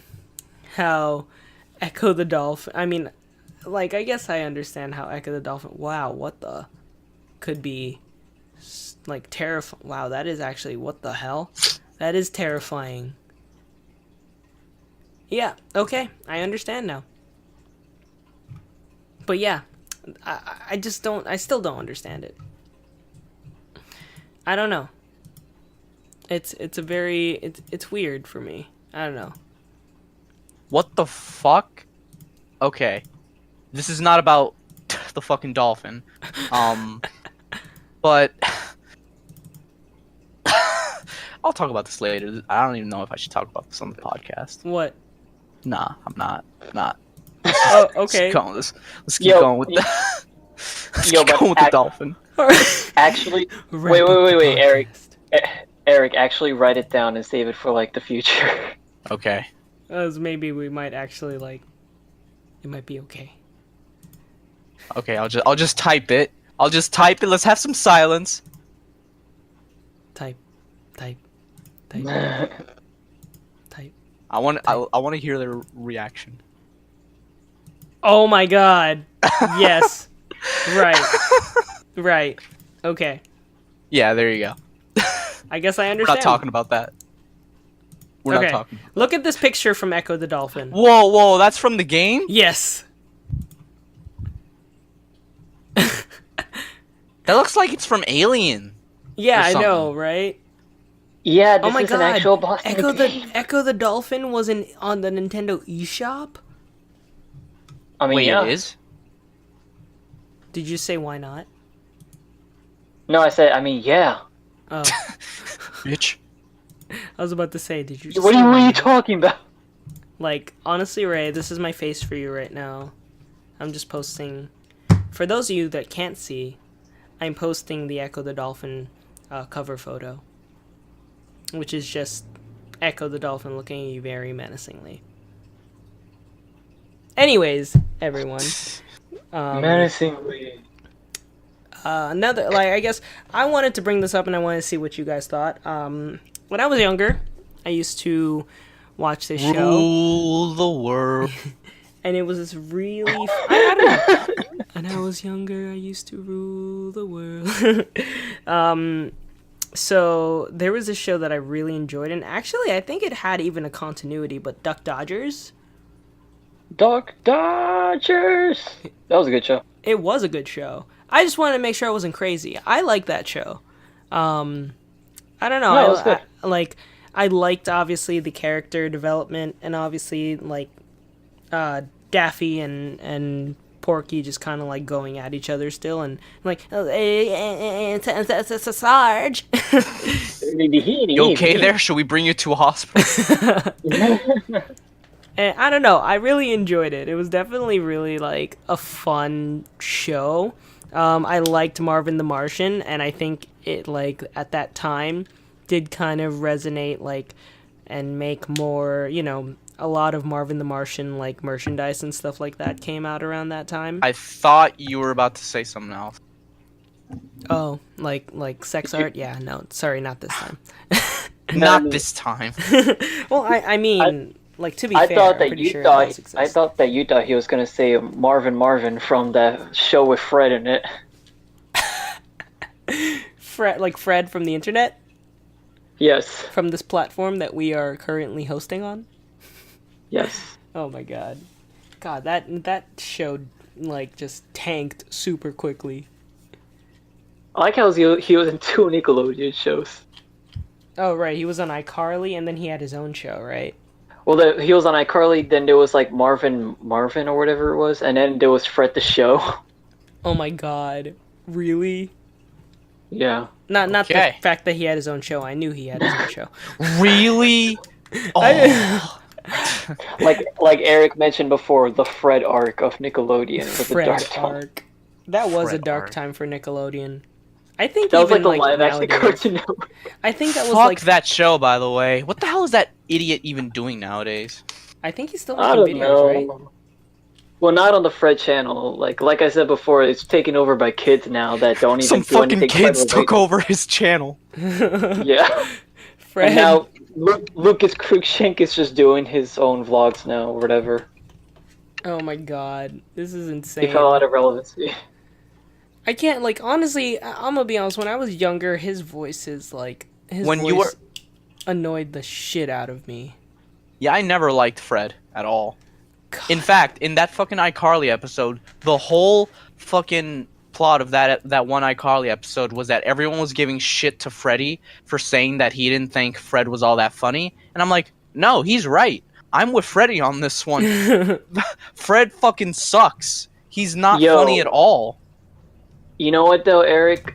I think like pretty much everybody on the internet is like will back you up on that, because like everyone I've ever talked to has said that that episode of iCarly is like probably one of the worst in the entire Oh series. no, absolutely, I agree. Because Freddy doesn't even get like, yeah, every time he tries to express his opinion, like he doesn't honestly like Fred, and he never even says that Fred is like a shitty show or That's like a shitty person. So like And but then he get Freddy, the character like from iCarly, gets shat on throughout the whole episode because of his opinion. this is like a small topic we could maybe talk about later. Just big episodes that are like super hated in shows that people generally like. Yeah. And a lot of I see a common trend with those kind of episodes that like in otherwise good shows that are just super hated, in that it basically treats a certain character like shit or something like that. And yeah, Like that was Squids. the big issue with that iCarly episode, where they just treat Freddy so badly. Like he's literally, like you said, he's literally not even saying that Fred is terrible. He's just saying, I don't think he's all that funny. And I apparently don't it's like this this video. yeah, I They're don't like, really like "What?" his videos all that much. And apparently, it's like this huge thing. Like, oh man, how dare you express such a valid and reasonable opinion? And to the point where the fucking guy who makes Fred, I don't even give a crap what his name Lucas is. I'm not looking it Cruikshank. up. Yeah, whatever his name is. Like, Just say Lucas so you can differentiate him between Freddy. yeah, Lucas. Like, it gets to the point where in that episode, Lucas is like, I'm done making Fred videos because this one guy said that I'm not that funny. It's like, oh man, you're so fucking weak if you think one person saying that is enough for you to be like, I'm done. Yeah. I'm just mad Such that a bad episode. this whole fucking universe, including Freddy's relatives who called him on the phone in the episode, just got really mad at him and wanted him dead because Fred stopped making videos over expressing his opinion. I'm like, Yeah. if I was in that universe, I'd be like, nah, Freddy, fam, you and me. I don't like Fred that much either. Cause seriously, yeah, he's not that funny. Everyone I've ever talked to in real life was like, yeah, I never found Fred all that funny. Which is why that episode annoys the hell out of me, cause it's so unrealistic. The And they still entire play world it. is in love with Fred except for Freddy. Sure, okay, makes sense. Oh my And then god. Freddy gets like Sam beats up Freddy with the tennis racket, and the tennis racket fucking breaks. Yeah, like, are you kidding me? He literally has to just lie to himself and be like, "Nah, you're really funny, That's actually." the other thing too. Like, they literally force him to like change his opinion. Yeah, and like God. I can't even. So apparently, obviously Marvin, which apparently he was the lead role. Apparently in 2013, he like Lucas was like, "Yo, I actually left Nickelodeon. I'm no longer there." I feel like even he got tired of the character after so long. I have a theory that he secretly hates Fred, and he looks back on it with such disdain I that he feel- wishes he well, never probably- made it. He I can probably feel just that did too. all of that stuff for the money. I don't Like even his Probably. voice, like I his think in voice the beginning he obviously was just began to fucking crack around at with some it. point. Like in the beginning, I think he was just like, "Yo, I'm gonna make a movie on iMovie," and he was just fucking around with it. And then he did. I can almost respect that if he was just if he straight up says like, honestly, I just did it for the money. I could honestly respect that for the most part.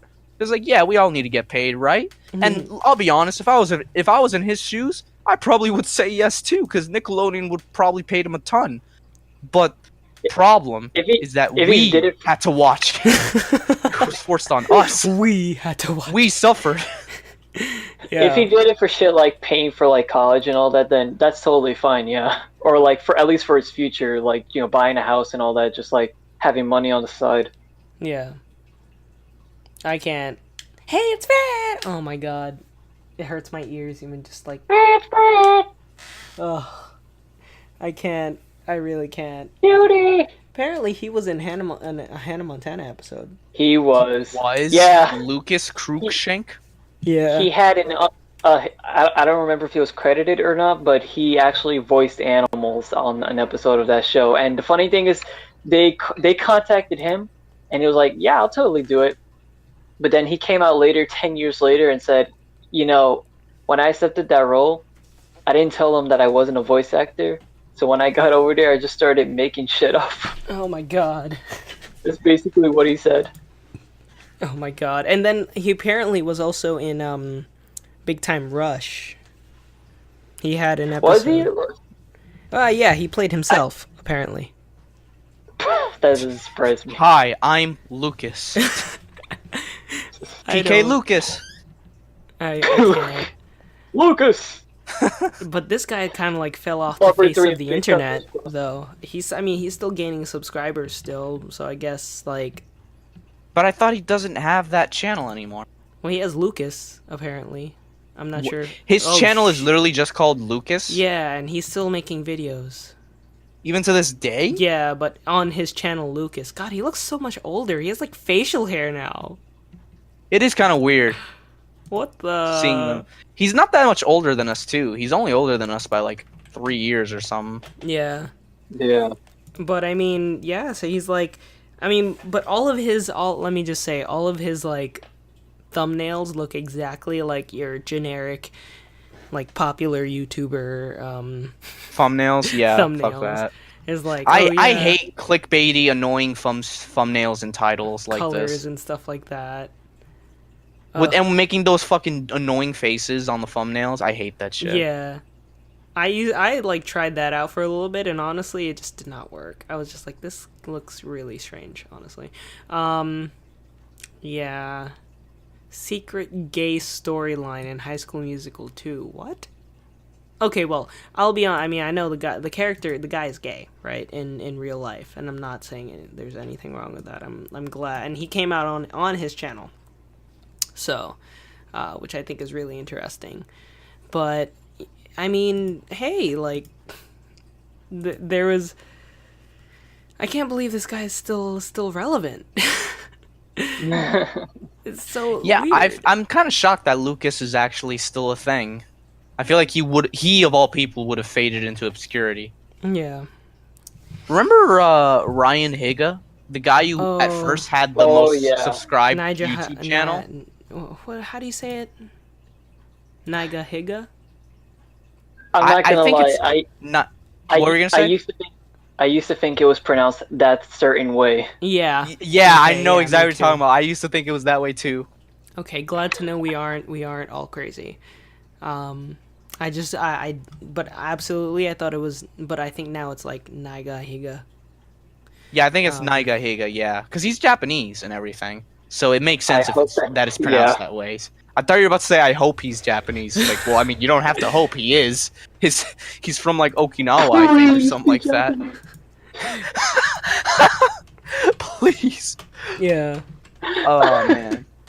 But yeah, I remember I liked him a lot, actually. I'll admit that completely. It's like, I actually like him a lot, Ryan Higa. I think he was also a very good-looking guy. Content nowadays. Huh? He still makes content nowadays. He still does. I haven't seen his content in 21 million subscribers. Oh my god. Yeah, I just haven't seen his content in like forever. Yeah. I stopped when I was way young. But yeah, I genuinely actually liked his stuff because I thought he was actually funny. He would make some really cool skits. That were really cool. And that guy really aged well. Like he wasn't an ugly looking kid at all when he made those like how to be ninja videos or anything, but he's a super good looking man now, I gotta say. Absolutely. Wow. And I'm subscribed to him. Nice. Okay. Good to know that when I was younger I subscribed to him. Yeah, I subscribed to him too. Alright, wait. So now that we've been talking Nickelodeon and we didn't talk about the one thing I want to talk about. And what would that be, Lawrence? Toes. The fucking Patriots lost. Sorry, won. They lost. Oh yeah. Wow. You deluded yourself into thinking they lost after that win, huh? All right. Let's talk about no, the Super Bowl. Actually, let's not. Like, I don't really care about the game.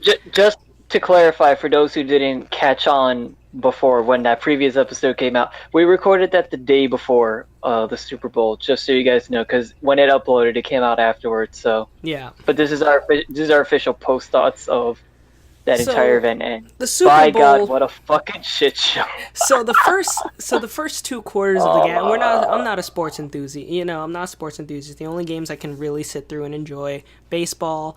I can watch basketball. Football gets boring nowadays, especially after that fucking farce. I told Lawrence this, but this is why I generally don't watch football that much. American football, because I'll be honest, I consider what people call soccer real football. Yeah. But American football, it's just kind of boring for me after a while, because the Pats are. It's so boring because the Pats are guaranteed to be in the Super Bowl every fucking year, and it's almost a guarantee for them to win. Patriots Bowl from now on. Honestly, it's just boring. Call it the Patriots Bowl, and I just wait to see who's going to try and see if they can knock them out. I'm glad the Eagles tried to do it last year, but honestly, like, fine. I'm not a hater. I can like, you know, sorry, I'm not a hater. I can recognize skill when I see it, and I can see there's some skill there. But and I know like Tom Brady's throwing arm is really good, and he's a good quarterback. But it gets to a point. It's just like the Golden State Warriors in basketball. I don't watch much basketball anymore because now I just call the NBA Finals the Golden State Warrior games, just like how I call the Super Bowl the Patriots Bowl, because we all know who's gonna win. Right. Like they're almost guaranteed to be in the Super Bowl, and they're almost guaranteed to win them too, and it gets boring. At that point, I don't even want to watch the whole like league. That's why I can the whole watch season baseball. Because it's like whatever. Yeah, like that's why I can watch baseball. I mean, look, like I think the team that does make the does kind of make those same sort of ideas is the Red Sox. I think they obviously go to the World Series more often than other teams, but the Chicago Cubs won a few years back against who did they play? Anyways, the point is that like there's a lot more like variety when it comes to baseball. I mean, I don't really say basketball too much because the past few years the Golden State Warriors have been really good.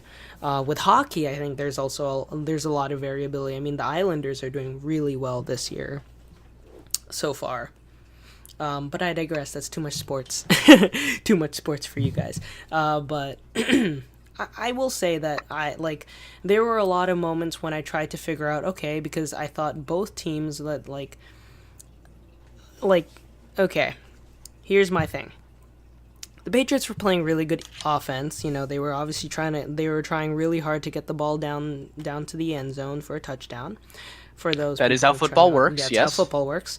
But the defending team, the people who do not want that to happen, the defense, the Rams, they were playing really good defense, and they were actually trying to stop them. And had it not been for certain random referee calls, which were terrible, I feel like the Rams would have had a better shot.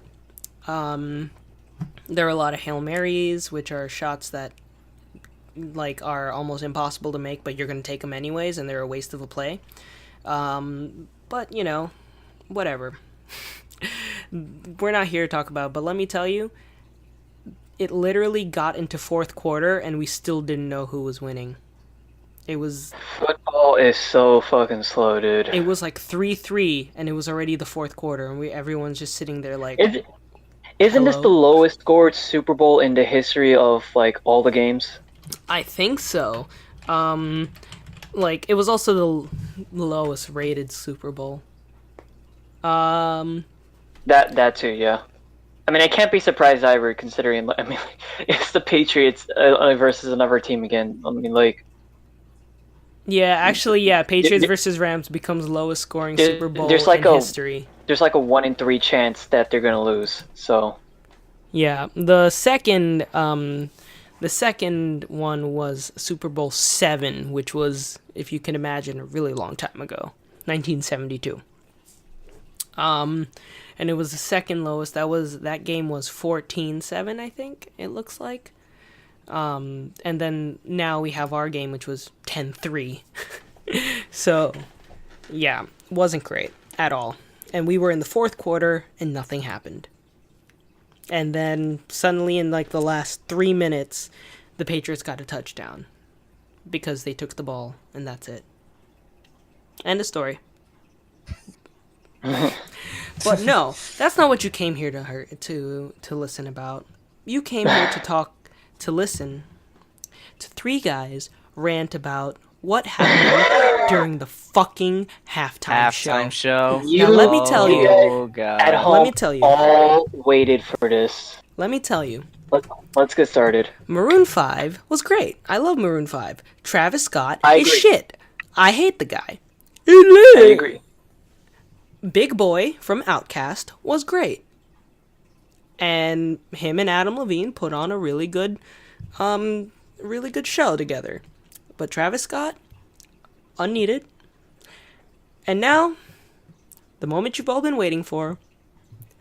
Put your hands together for... The 5 seconds of hell. No-shows. The Bikini Bottom no-shows. Okay, guys. We only got 5 seconds of footage. Like, I could be exaggerating, and it's more, but I don't care. Like, what the hell was they that? had original animation, but, like, it was, like, just choppily edited Flash animation, if I remember correctly. Yeah, it was like Squidward. And now, what was it? What would he say? What did Squidward say? He was like, and now, a real musical artist who needs no introduction. And then it shows SpongeBob going, ah, ah, ah, ah. That sounded really weird. I am so sorry for the it sounded like SpongeBob was doing the dirty. But okay. And then you heard the trumpets. And like goosebumps for me and goosebumps for the rest of the guys. We're just like, oh my god, it's finally happening. And then all of a sudden we heard in the background, "It's lit!" And lo and behold, our 5 seconds of fame were over. And all to introduce Travis fucking Scott. Sicko mode. And look, I'm not bashing Travis Scott because I hate him. No, I am. He's not a good singer. He's not a good... Like, in my opinion, I don't think he's a good rapper. He sounds awful without that auto-tune. Did you hear him in that halftime show? Yeah, terrible. Oh my god. Made this here with all the ice on in the booth. Yeah, and if I had to say, like, honestly, I think the only reason that song became popular is because Drake is on it. I think it became popular because it became a meme. Oh, yeah. That's my theory. I think it is. It became like the second Despacito.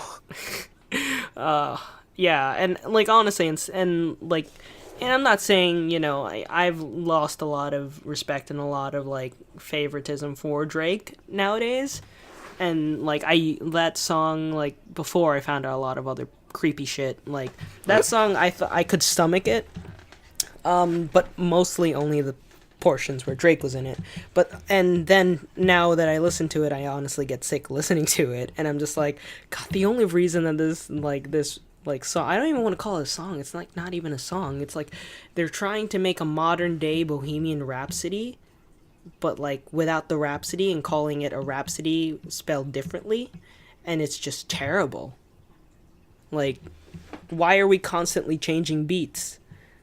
I don't understand. Well, it's because the beats are terribly made and, you know, it's like plastic and all that, so you constantly have to get a new one. Nice. That actually is very true. Beats are terrible. Please don't buy them. No offense, Ray. Whatever. But, no, but, like, honestly, you know, we could just talk about the whole Sweet Victory thing for a few moments, because some things actually did come out after the incident, and some dude who worked on the animation posted about it on Twitter saying, and this was actually part of, like, it pretty much confirms something that I theorized from all the evidence I gathered. And as it turns out, Nickelodeon was fully expecting the Super Bowl to actually perform or at least play Sweet Victory to some capacity. And, you know, as the tweet itself, to quote it, the NFL only met them halfway with it. And yeah, that flash animated clip of Squidward and SpongeBob, that was completed a week before the Super Bowl. So it was a miracle that they even had any clip to show off. And I know that people are like, well, at least they did something. And yeah, they did, and I'm really appreciative of that. But they didn't fully follow what the petition asked for from all those millions of signatures and everything. And they hyped this up in the Maroon 5 trailer, and when Mercedes-Benz Stadium tweeted about it, and when Mercedes-Benz played the freaking Super Bowl in an empty the Sweet Victory in an empty stadium, it's like, you know, this isn't actually what the petition asks for. Like, it's appreciated, but, like, it's not, you guys didn't follow through with it. So, like, a lot of people, in my opinion, I think, feel the right to be let down. Like, I already talked enough about this on Twitter and other places, but, like, it was honestly just, like, a huge shit show of miscommunication. And in my opinion, I feel like they should have either not done it this year and just waited until next year, or they would have better worked it out into the halftime show. Because I'll be fair, halftime shows like this, they probably take months to, you know, have rehearsals and all that. And, like, it probably takes, like, if they were to insert Sweet Victory in there, it would probably break the flow of what they've been rehearsing for the past few months. I can get Here's an idea, just cut sicko mode. Just cut sicko mode. No, honestly, they could have done that. No one asked for that. There was no point. It would have been more hype than sicko mode. I'm just saying. There's videos of people editing in Sweet Victory, and they even had, like, drummers at the halftime show and everything like that, and everything looked like it was perfectly, like, in an alternate timeline. This is what actually happened. Like, I don't care. Like, if you want to put sicko mode in there, fine, but, like, put in Sweet Victory and then go into sicko mode. But, like, don't use SpongeBob to introduce sicko mode. Like, that was disrespectful. I'm sorry. No, I was expecting them to come back to it. Like, what I thought they were just I thought they just had the Squidward clip, and then they're all right. We're gonna do our songs, and then the best for last is gonna be Sweet Victory. I'm like, but nah. I was kind of hoping that too. Like, maybe, Just maybe. Just maybe they're just building up. I thought another part of me thought they just played the clip by accident. They just went with it. And so, my thing is, at the end of the day, right? Lots of people are gonna make this argument, and before you fucking make that argument, please take a second to listen to this. I don't care if, they okay, fine. They gave us a little bit of SpongeBob. Fine. The fact that SpongeBob made it is great in the first place, but no, hold on. Like Ray said, there were people at Nickelodeon who actually wanted this to happen. And then the NFL said, oh, well, we just meet in the middle. And then they met, this is what we call the middle? This is barely starting line. Are you serious? This looks like Nickelodeon tried to meet them all the way at their end. Right? I just don't get it. And then lots of people are blaming Nickelodeon. Nickelodeon wanted the full thing to occur. And then lots of people are blaming Maroon 5, but, Adam Levine has a kid who probably loves SpongeBob. Let's be serious, since SpongeBob is still going. And I love, I love that he pretty much would support it. I'm pretty sure he would. And even if we did not get the animated version, I would have appreciated even if he was the one to sing it. That was one of the things lots of people are saying. At least let's get a cover of it, right? Yeah. In memory of Steven Hillenburg. And that is the entire point of why people asked for it. Yeah, honestly, that would have been great. And it was funny because, we were looking up the Wikipedia pages and people were editing the Wikipedia page for David Isley. Is it David Isley? I forget it. I really forget his name. The singer of Sweet Victory, yeah. Yeah, David Isley, Glenn Isley. If you scroll, well, now it's not there anymore, but is it David Glenn Isley? Yeah, but anyways, they changed the entire page to say that in his music career that, he was very much disappointed by the NFL or something like that. Honestly, it was really funny. But, people were editing that and they were making it seem really, really funny. I don't know about really anything else. I just, I did not appreciate that at all. And it certainly, and the commercials this year were just subpar. They weren't that great either. The only good one was obviously the Marvel stuff. So the Marvel stuff was great as always, and we'll talk about that too, because I there's a lot of really good stuff to that. And also, I just want to cap this off. The NHL, the Hockey League, actually saw the Super Bowl halftime show flub up. I was waiting for us to Yes, they got to work super fucking quickly. They grabbed the Sweet Victory clip from the episode. They put it, I guess, into Premiere, whatever editing program they have. During all of this, during the middle of a hockey game, mind you. And they edited the Dallas Stars. For those of you who want to go and follow that, it's the Dallas Stars. They edited the red uniforms that the Bikini Bottom band was wearing into being green to match team colors. Bottom Super Band. They edited out whatever clips they didn't need to have in there and put in new stuff, and they got camera angles ready and shit.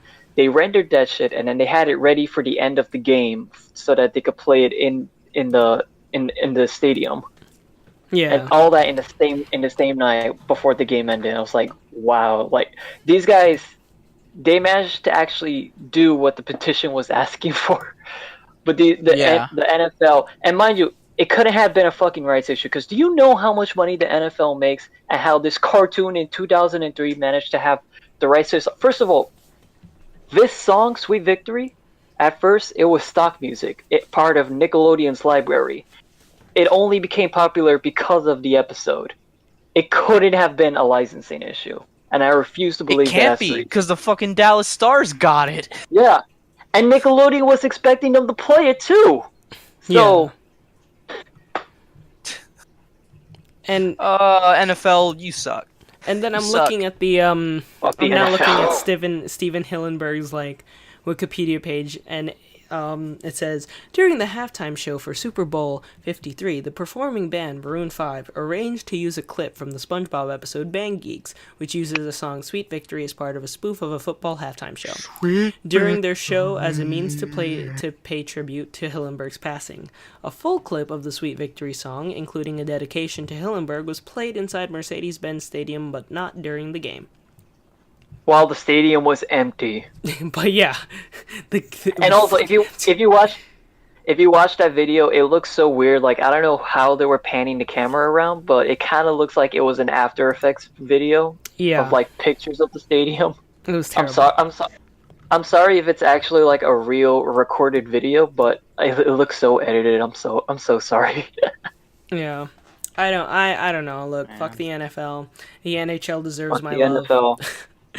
Fuck the NFL. And it was funny because the Dallas Fuck the Stars police. Twitter page, first off, Coming straight from the underground. they pinned that They were tweet, roasting them, and they said, now listen to this. and they changed their They said bio the too. halftime show that we all deserved. And I was like, oh my god, this is amazing. And They their really bio took says, it. "Sweet, sweet, sweet victory." Yeah. Yeah. That's all. Actually, if you guys go there right now, it's still there. So go ahead and take a look at that. And it's still Guys, the please pinned go tweet. And it's Go so follow them, and and literally, oh my god, you can see the video that their pinned tweet, and you can see at the legit moment when they started playing that, the entire audience actually stood up and went, yeah! like they were excited. Yeah. People would have liked to- Even the mascot was getting into it, like the way he was dancing. Yeah, oh my god. And, like, honestly, it was just honestly the best. I'm so glad that they did that. Yeah. Kudos to the Just Dallas roasted Stars. the NFL. Yeah. Honestly. They said the... Honest guys. Honest, I'm not even joking. Go watch hockey. It's a much better sport. It's so much faster. It's more fun, honestly. It really is. There's more action too. There's actual like violence, and it's legal. Yeah. It's really fun. Go watch hockey. Yeah. And when Go watch hockey. And it, oh, wow, what the hell? Oh, sorry. But there's something that you guys should, something that the other guys should see, and probably we won't talk about until next week. But yeah.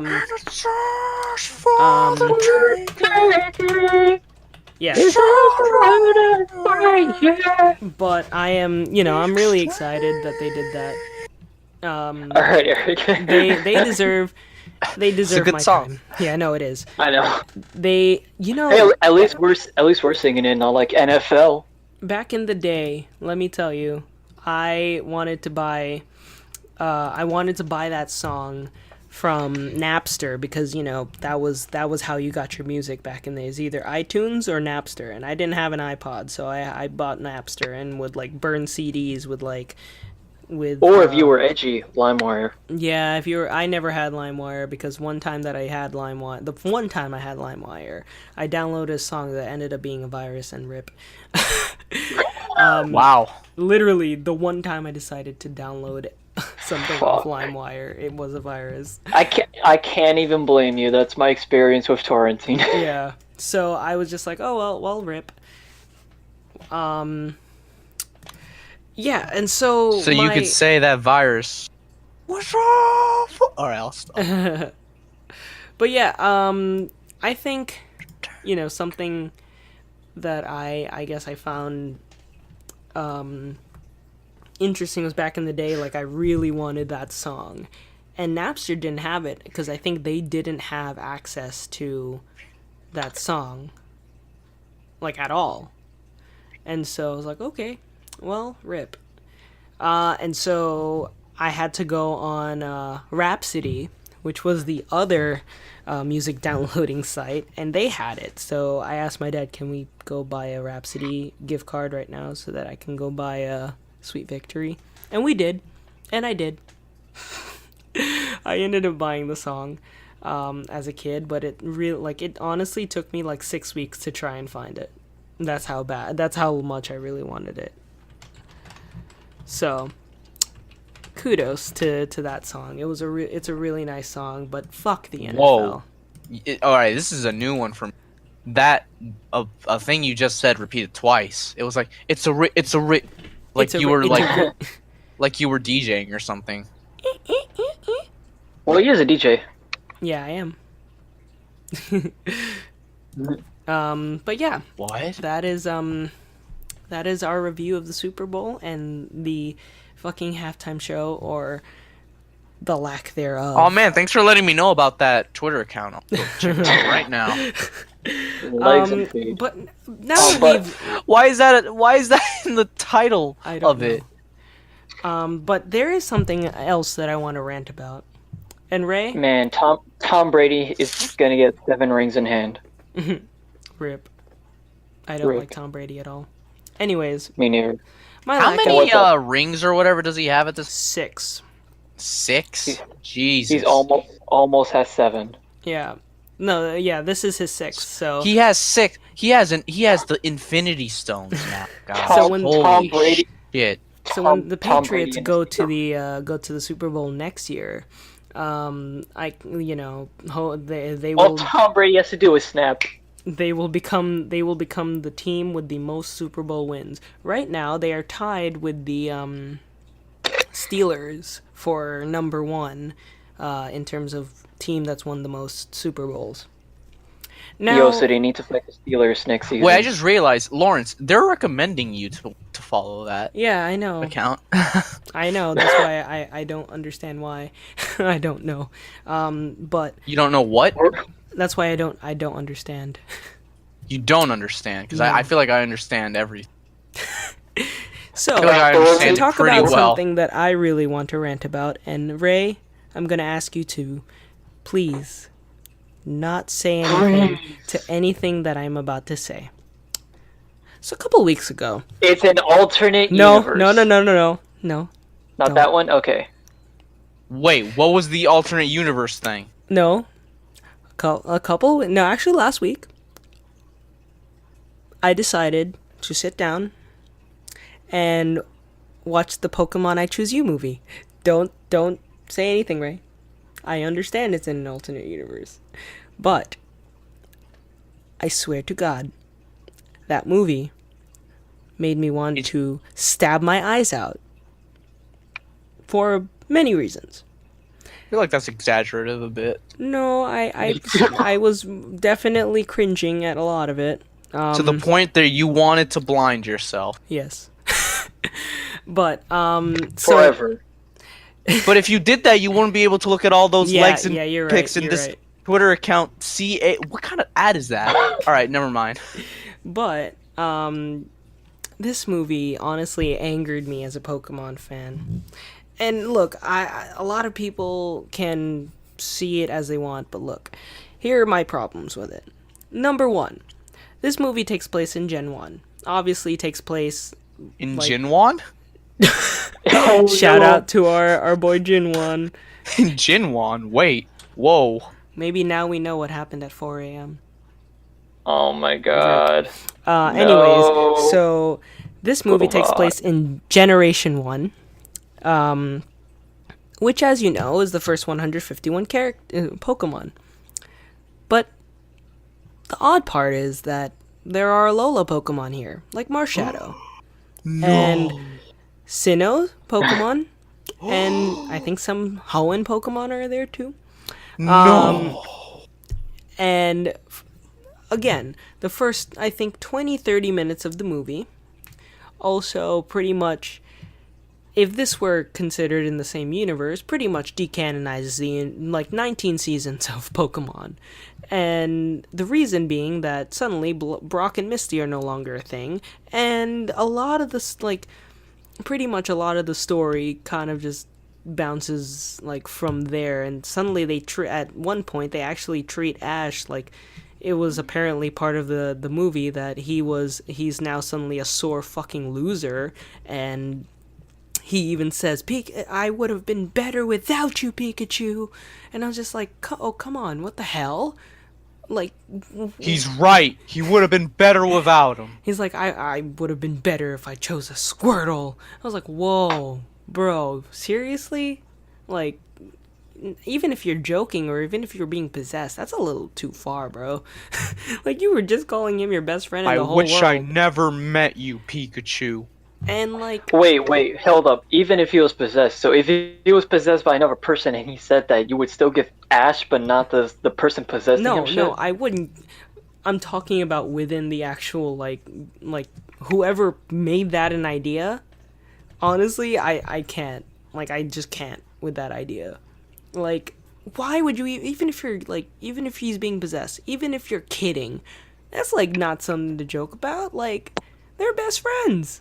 Like, how would it feel if I went to some, like, my really close friends, or, like, anyone, right? If I went to you, Ray, or you, Eric, and I said, I wish I had never met you, or, like, I wish I chose Isaac over you, or some shit like that. You know, like, that I mean, hurts. I can leave right now. Oh my, bruh. Back. All right. For those of you that don't know, he actually left the Discord call for a few seconds. Oh my god. See, and that's my For a few seconds.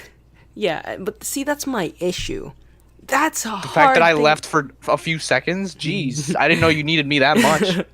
But see, that's my problem with this entire thing. That's a huge problem, and they make him a I sore thought loser. that's my problem, Eric. They make him a sore loser, and they say like, "No, I just want to win," and I'm like, "All right, dude, seriously, chill the fuck out." And like in the like within the first 20 minutes, also by the way, Pikachu, who I think at this point is like a low level Pikachu, Ash thinks it's a good idea to put him up against Entei. Well, I mean, That was the appropriate reaction. No, be fair, no, there's no fairness. let me actually finish. To be fair, in the Spell of the Unknown movie, which had Entei in it, his first Pokemon that he sends out is Totodile. So it's relative.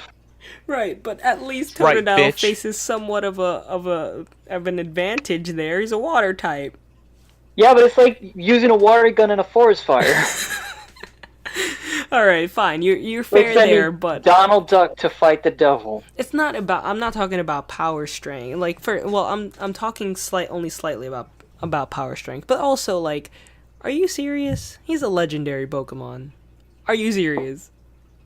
Like, I think there's a lot of problems with that. Also, Entei is a Generation 2 Pokemon.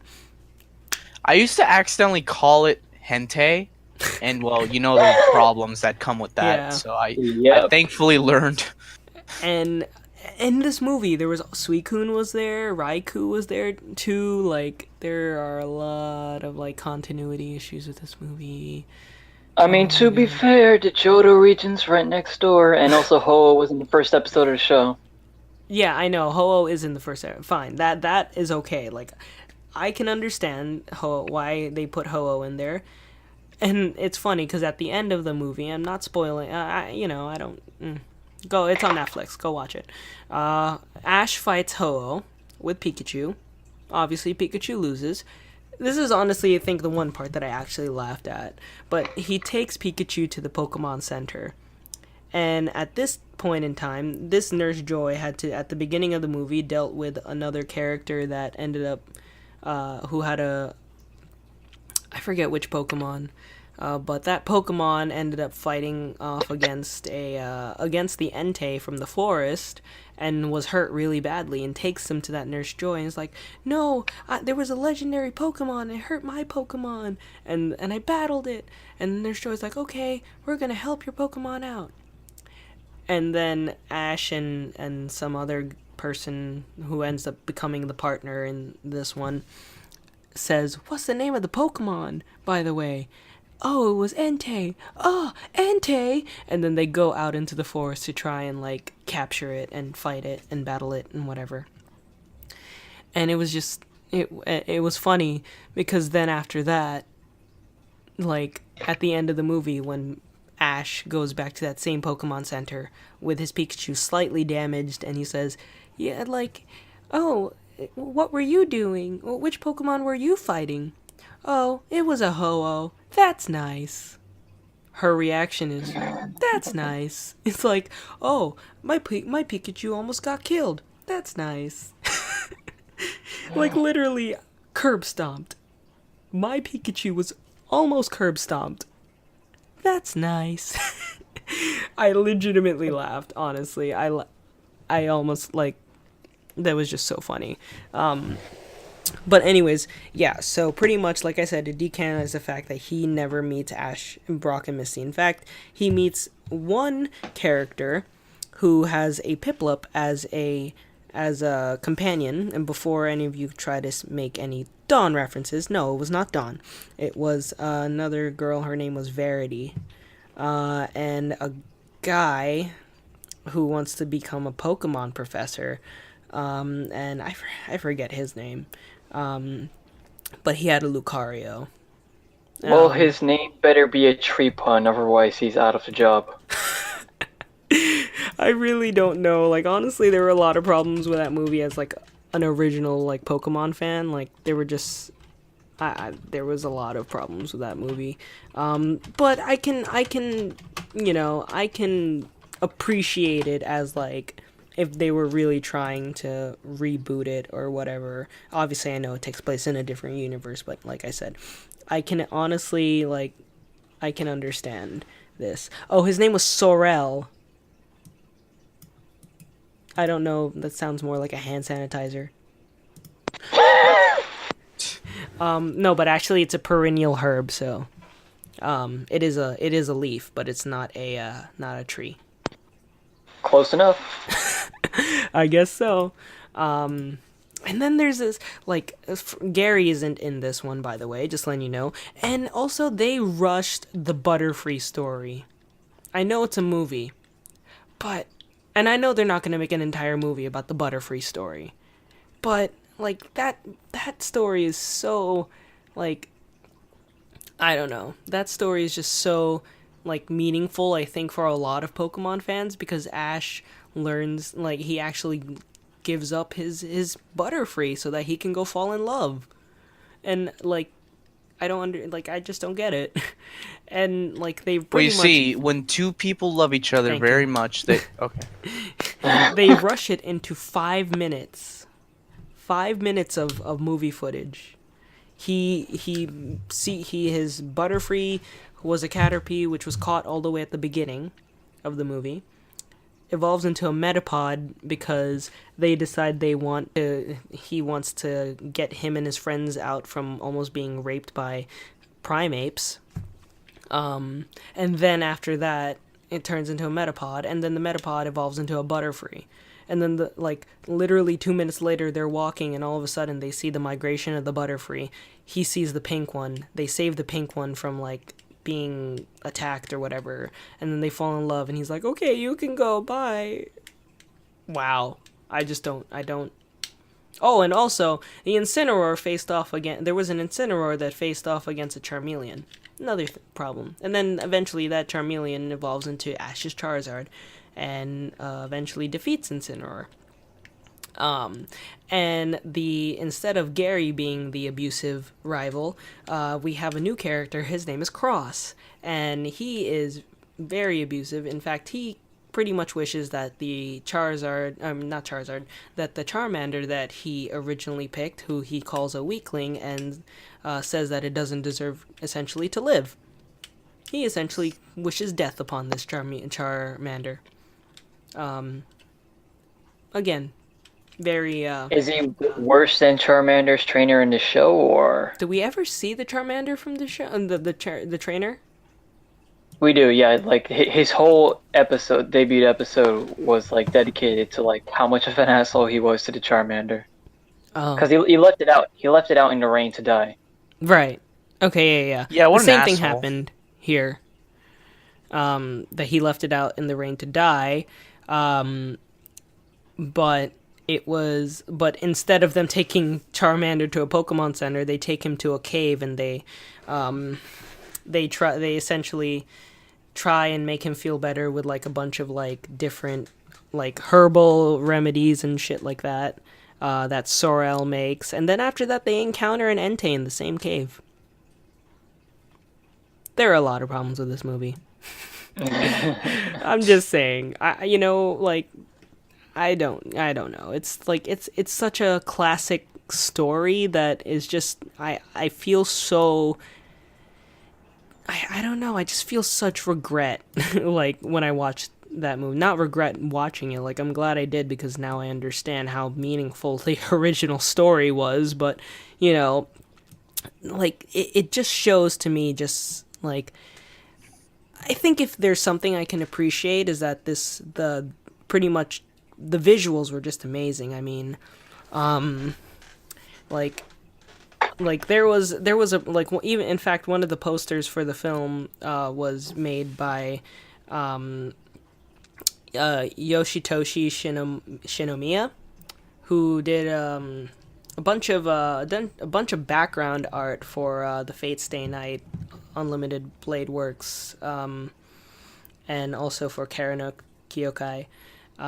He did a lot of background art for that, and so he released a poster for the film, which was really nice. And I think that just shows that, yeah, definitely they are. I mean, it is a really good visuals for a Pokemon movie, and I watched it on a 4K TV, and let me tell you, I was not disappointed about that.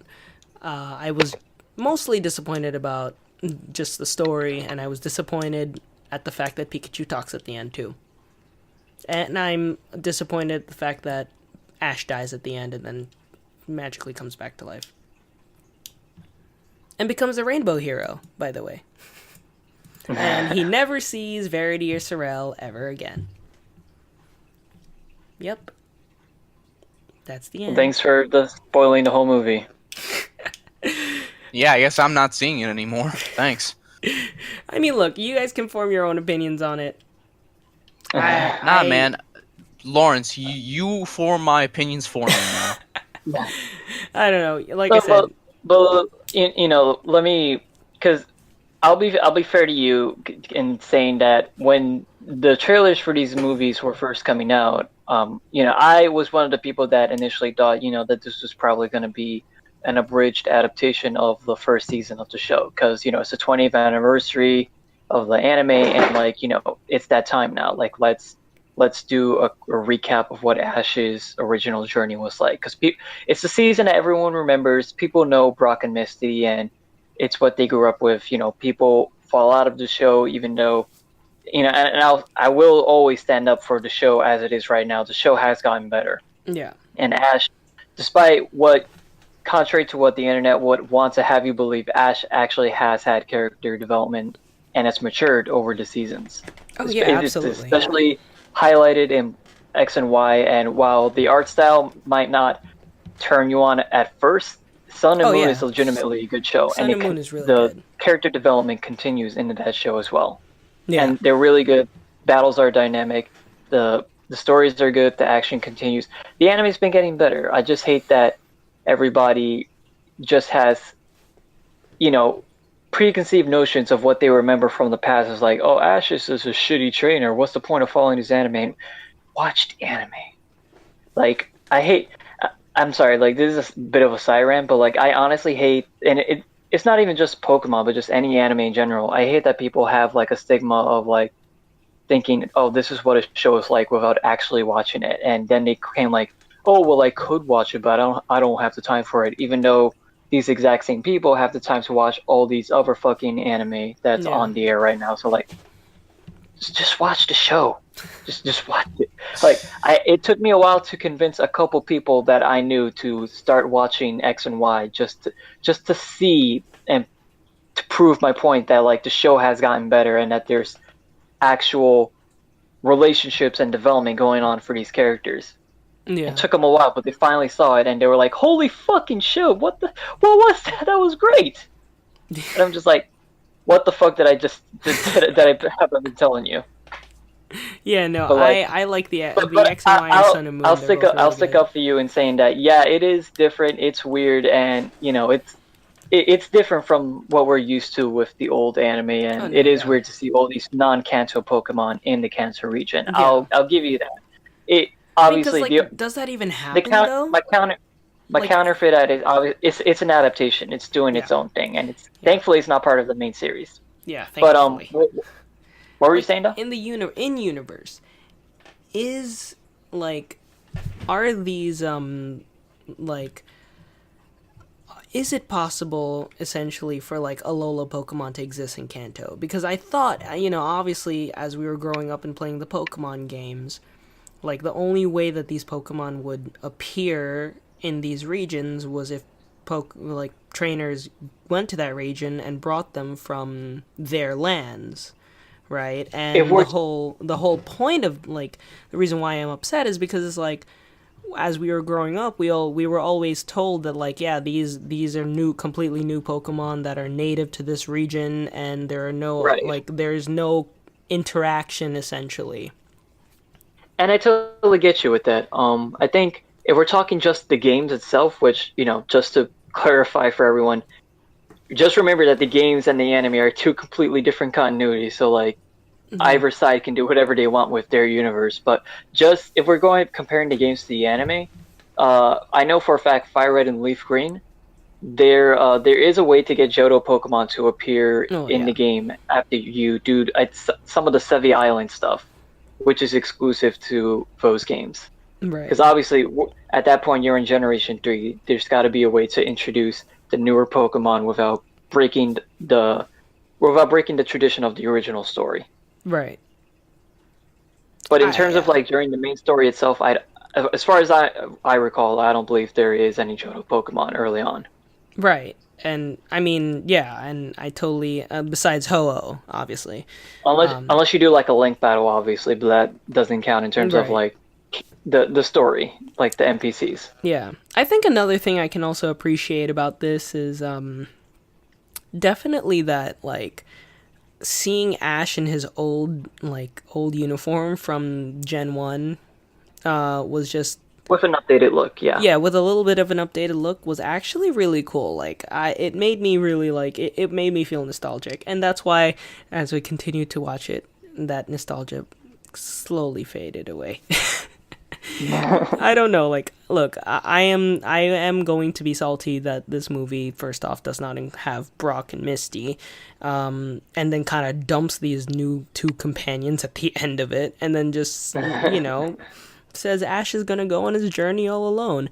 And the only times that like Misty, Brock, and all the other like companions are seen is in the credits because they show up there, and that's it. They're not like really there. They're just literally just being shown as like saying what's up to the camera, and that's it. In like different scenes. Yeah. I don't know. I think also just a lot of people were upset about this movie, but there were a lot of people upset about like it being totally different from the anime, but a lot of people were also very upset about like that Pikachu speaks is another thing. I don't know. It was It is what it is. It was definitely something interesting, and I do want to like I don't want this to sway anybody in any way. I want everybody go ahead and watch it. There are a lot of good things about it, and one of the things is definitely the art style and the visuals are just really good in this one. And so I urge you to go back and to go ahead and watch it and just give it your own honest review. And if you don't like the story, appreciate it for its visuals. And Let me ask some you of the something. nostalgia. Yeah. There is actually, because there is a sequel to this movie that came out recently. I'm sorry, are you what? going to be interested? There is a sequel to this movie that came out recently. Are you going to be interested in checking it out? Wait, hold on, wait. What? No. I just Oh told my you God. twice. No. There's a sequel. Oh man, I love that programming language. Sequel. Nice. Oh. What is this? It's a yes or no question. If it comes to Netflix, yes. Okay. It probably will. Like, yeah, the first one, since the first one came to Netflix, probably. So it's called I'm looking at it right now. It's called The Power of Us. So what is it based on then? I don't. I don't think it's based on anything in particular. I think it's literally just like a new adventure somewhere. I haven't seen Oh, it, but I've seen clips okay. of So it. if that is true, then maybe I might actually. Oh wait. Oh, there's a Lugia. It's no, there's a Lugia. Nope. Lugia's in the movie, yeah. Yep. And Zeraora? Yeah, the new Pokemon. Oh, that like yellow lightning thing. Yeah, Pikachu fights it in the movie. I'll give it a shot. You know, like I did with with the I Choose You movie. I gave it a shot. I formed my own opinion on it. I will watch it. Yes. And I will see how I feel about it. I think if it I don't know. I feel like if it works out well, then maybe it might actually be better than the first film in this new series. I feel like what they're doing is they're really just trying to remake a lot of those original stories. And I feel like that's one of my big issues. Like, I don't know, like, are they genuinely interested in reviving those stories, or is this a cash grab of sorts? You know? Are they just trying to market, like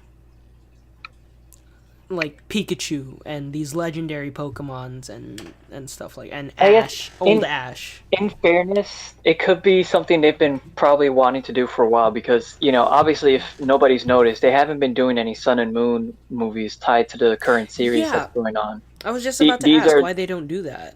It's probably because of the animation style. The movies that these are the movies that they're putting their focus on as Sun and Moon rolls around. So I don't know if the generation after this will get any movies based on the series, but it seems for now that this seems like anything related to legendaries is probably going to be relegated to actual episodes of the show, and these are the movies that they're probably going to want to focus, like just to see, like, if I wouldn't be surprised if these are like test pilots for like the future, like maybe if people want to see Pokemon go in this sort of direction, and if not, then they can obviously. It's not part of the same continuity. It's just a reboot in a different universe, like like with Sonic Boom and all that. If people don't like it, then they can always just backtrack to the original series and continue on with what they were doing. And where is this which region is this taking place in?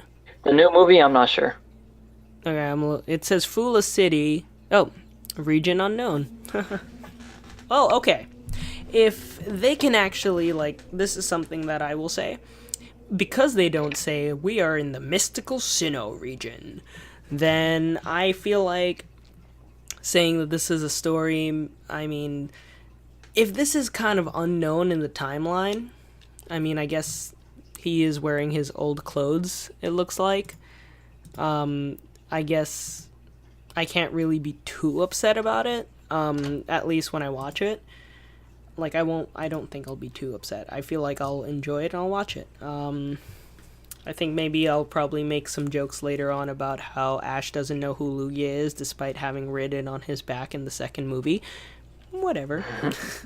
Yeah, and honestly, also another thing that, it's small, but something I was wondering about this movie is that every single Pokemon movie, Ash is managed to ride on the back of the giant Pokemon in it. In this one, and in the 20th one, the I Choose You movie, he doesn't. He doesn't ride on Ho-Oh's back. He doesn't ride on any of the Beast's back, and I'm just like, alright, cool. It's a small thing. I'm not really upset about it. I'm just like, this is kind of like something, like, it is a pattern that they broke, essentially. But yeah. I'll take a look at that movie and we'll, form my own opinion, see what happens. Let's see what happens. I'll see. And it looks like also they're gonna make a third one, a Mewtwo Strikes Back Evolution. Yeah, they're doing another take of the first movie, which it'll be interesting because people are wondering what's that gonna be like. It's funny too because this is technically the fifth time that they're technically remaking that, because they reanimated the first movie several times, and the movie that we got in America is one of those versions. I think the fourth revision of it. Well, That's Because like the original one that they made that aired in Japanese theaters didn't have a lot of the three-dimensional graphics they put in the movie. yeah.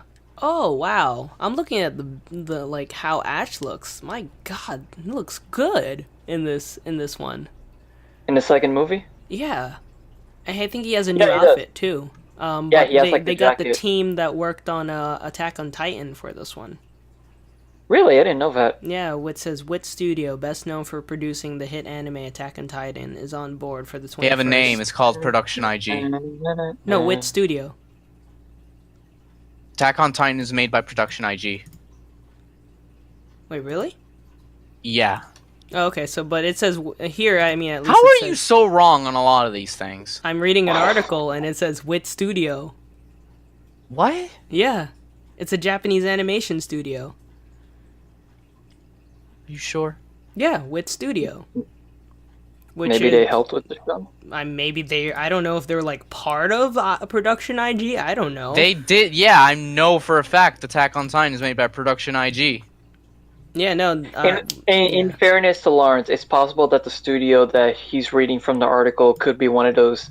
It could be one of those situations where, like, because studios in Japan do this, they rely on the help of other studios sometimes. Like, they source out certain scenes. So, like, hey, we can't finish this in time. Can you help us out? Oh, sure, man. And then they do it for them, and then they hand them over, and then that's how episodes are able to be broadcast in Japan in time. So maybe those are one of the studios that helps IG.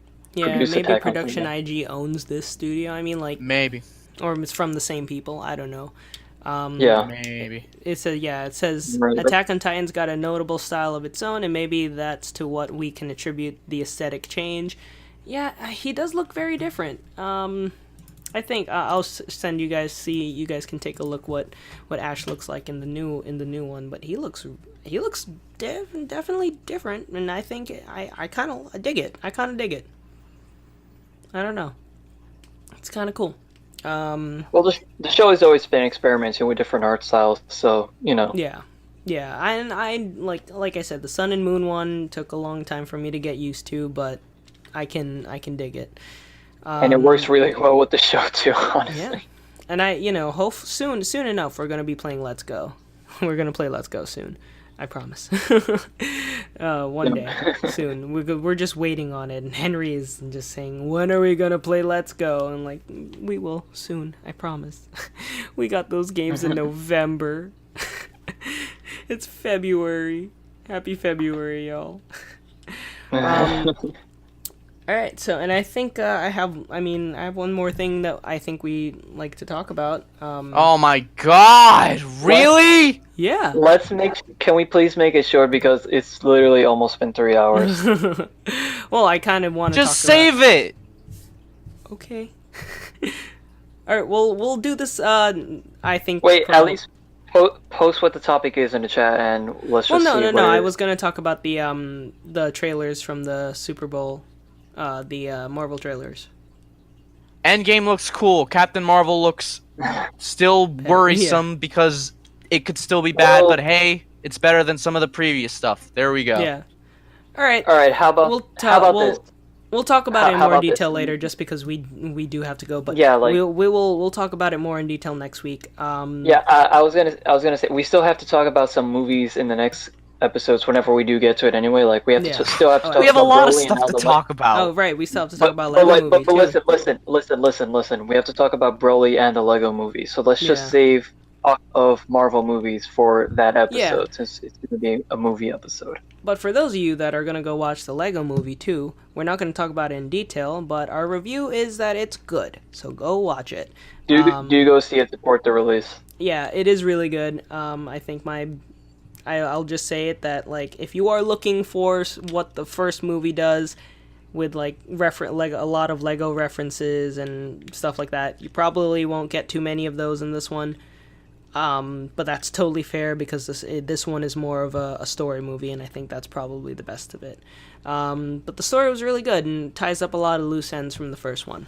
So that's my official review of that for now. And next week we could talk about it in more detail, along with the Broly movie, and we can talk a little bit more about the Marvel trailers that we saw last week. And who knows, maybe there'll be some more clips and stuff from from Captain Marvel that we can talk about, and maybe even a Avengers poster. I don't know yet. But yeah, I think we've definitely killed this one. But yeah, all right. Slaughtered it. Yeah, we slaughtered it. All right, folks. It is currently 2:56. So if you started at For those who are still playing. for those of you still playing the game, and it was 12:14 when we started, it's currently 2:56. We're about to end it right here. Make sure you guys go ahead and subscribe, like, comment, do whatever you like to do. We love to hear from you guys. You know, and go ahead and make sure you reach out to some of those companies and see if they'll sponsor these videos. But and also, you know, as we've been saying, if you want us to show up at a certain convention, and this is an actual way to do it, reach out to your con heads, let them know you want the Ink Bros podcast to be a guest at the cons, because that's the only way we're going to be able to show up and be covered at whatever convention you want to have us at. So yeah, you know, just keep that in mind. Yeah, and we will be making a few appearances this year, so keep stay tuned for that. Anyways, guys, thank you so much for watching this. It is now 2:57. We are all tired, and we are gonna go to sleep. My name is Royal Du Lorenzo. I am the blue squid here on the... You sound fucking peachy. Oh yeah, there's one more topic I'd like to discuss. Fucking 3 a.m. He wants to keep going. Well... But yeah, so... Let's wrap this up. My name is Royal Du Lorenzo. I'm the blue squid here in the Inkling Brothers podcast. My name is Ray, also known as Meatloaf Man. I'm the purple squid on the Inkling Brothers podcast. And I'm Eric. I'm too tired to even do the fucking Cleveland Brown joke. Just, bye. All right. Good night, Bye, everybody. Y'all. We'll see you in Bye. Have a some good week. form of therapy. Bye. Bye.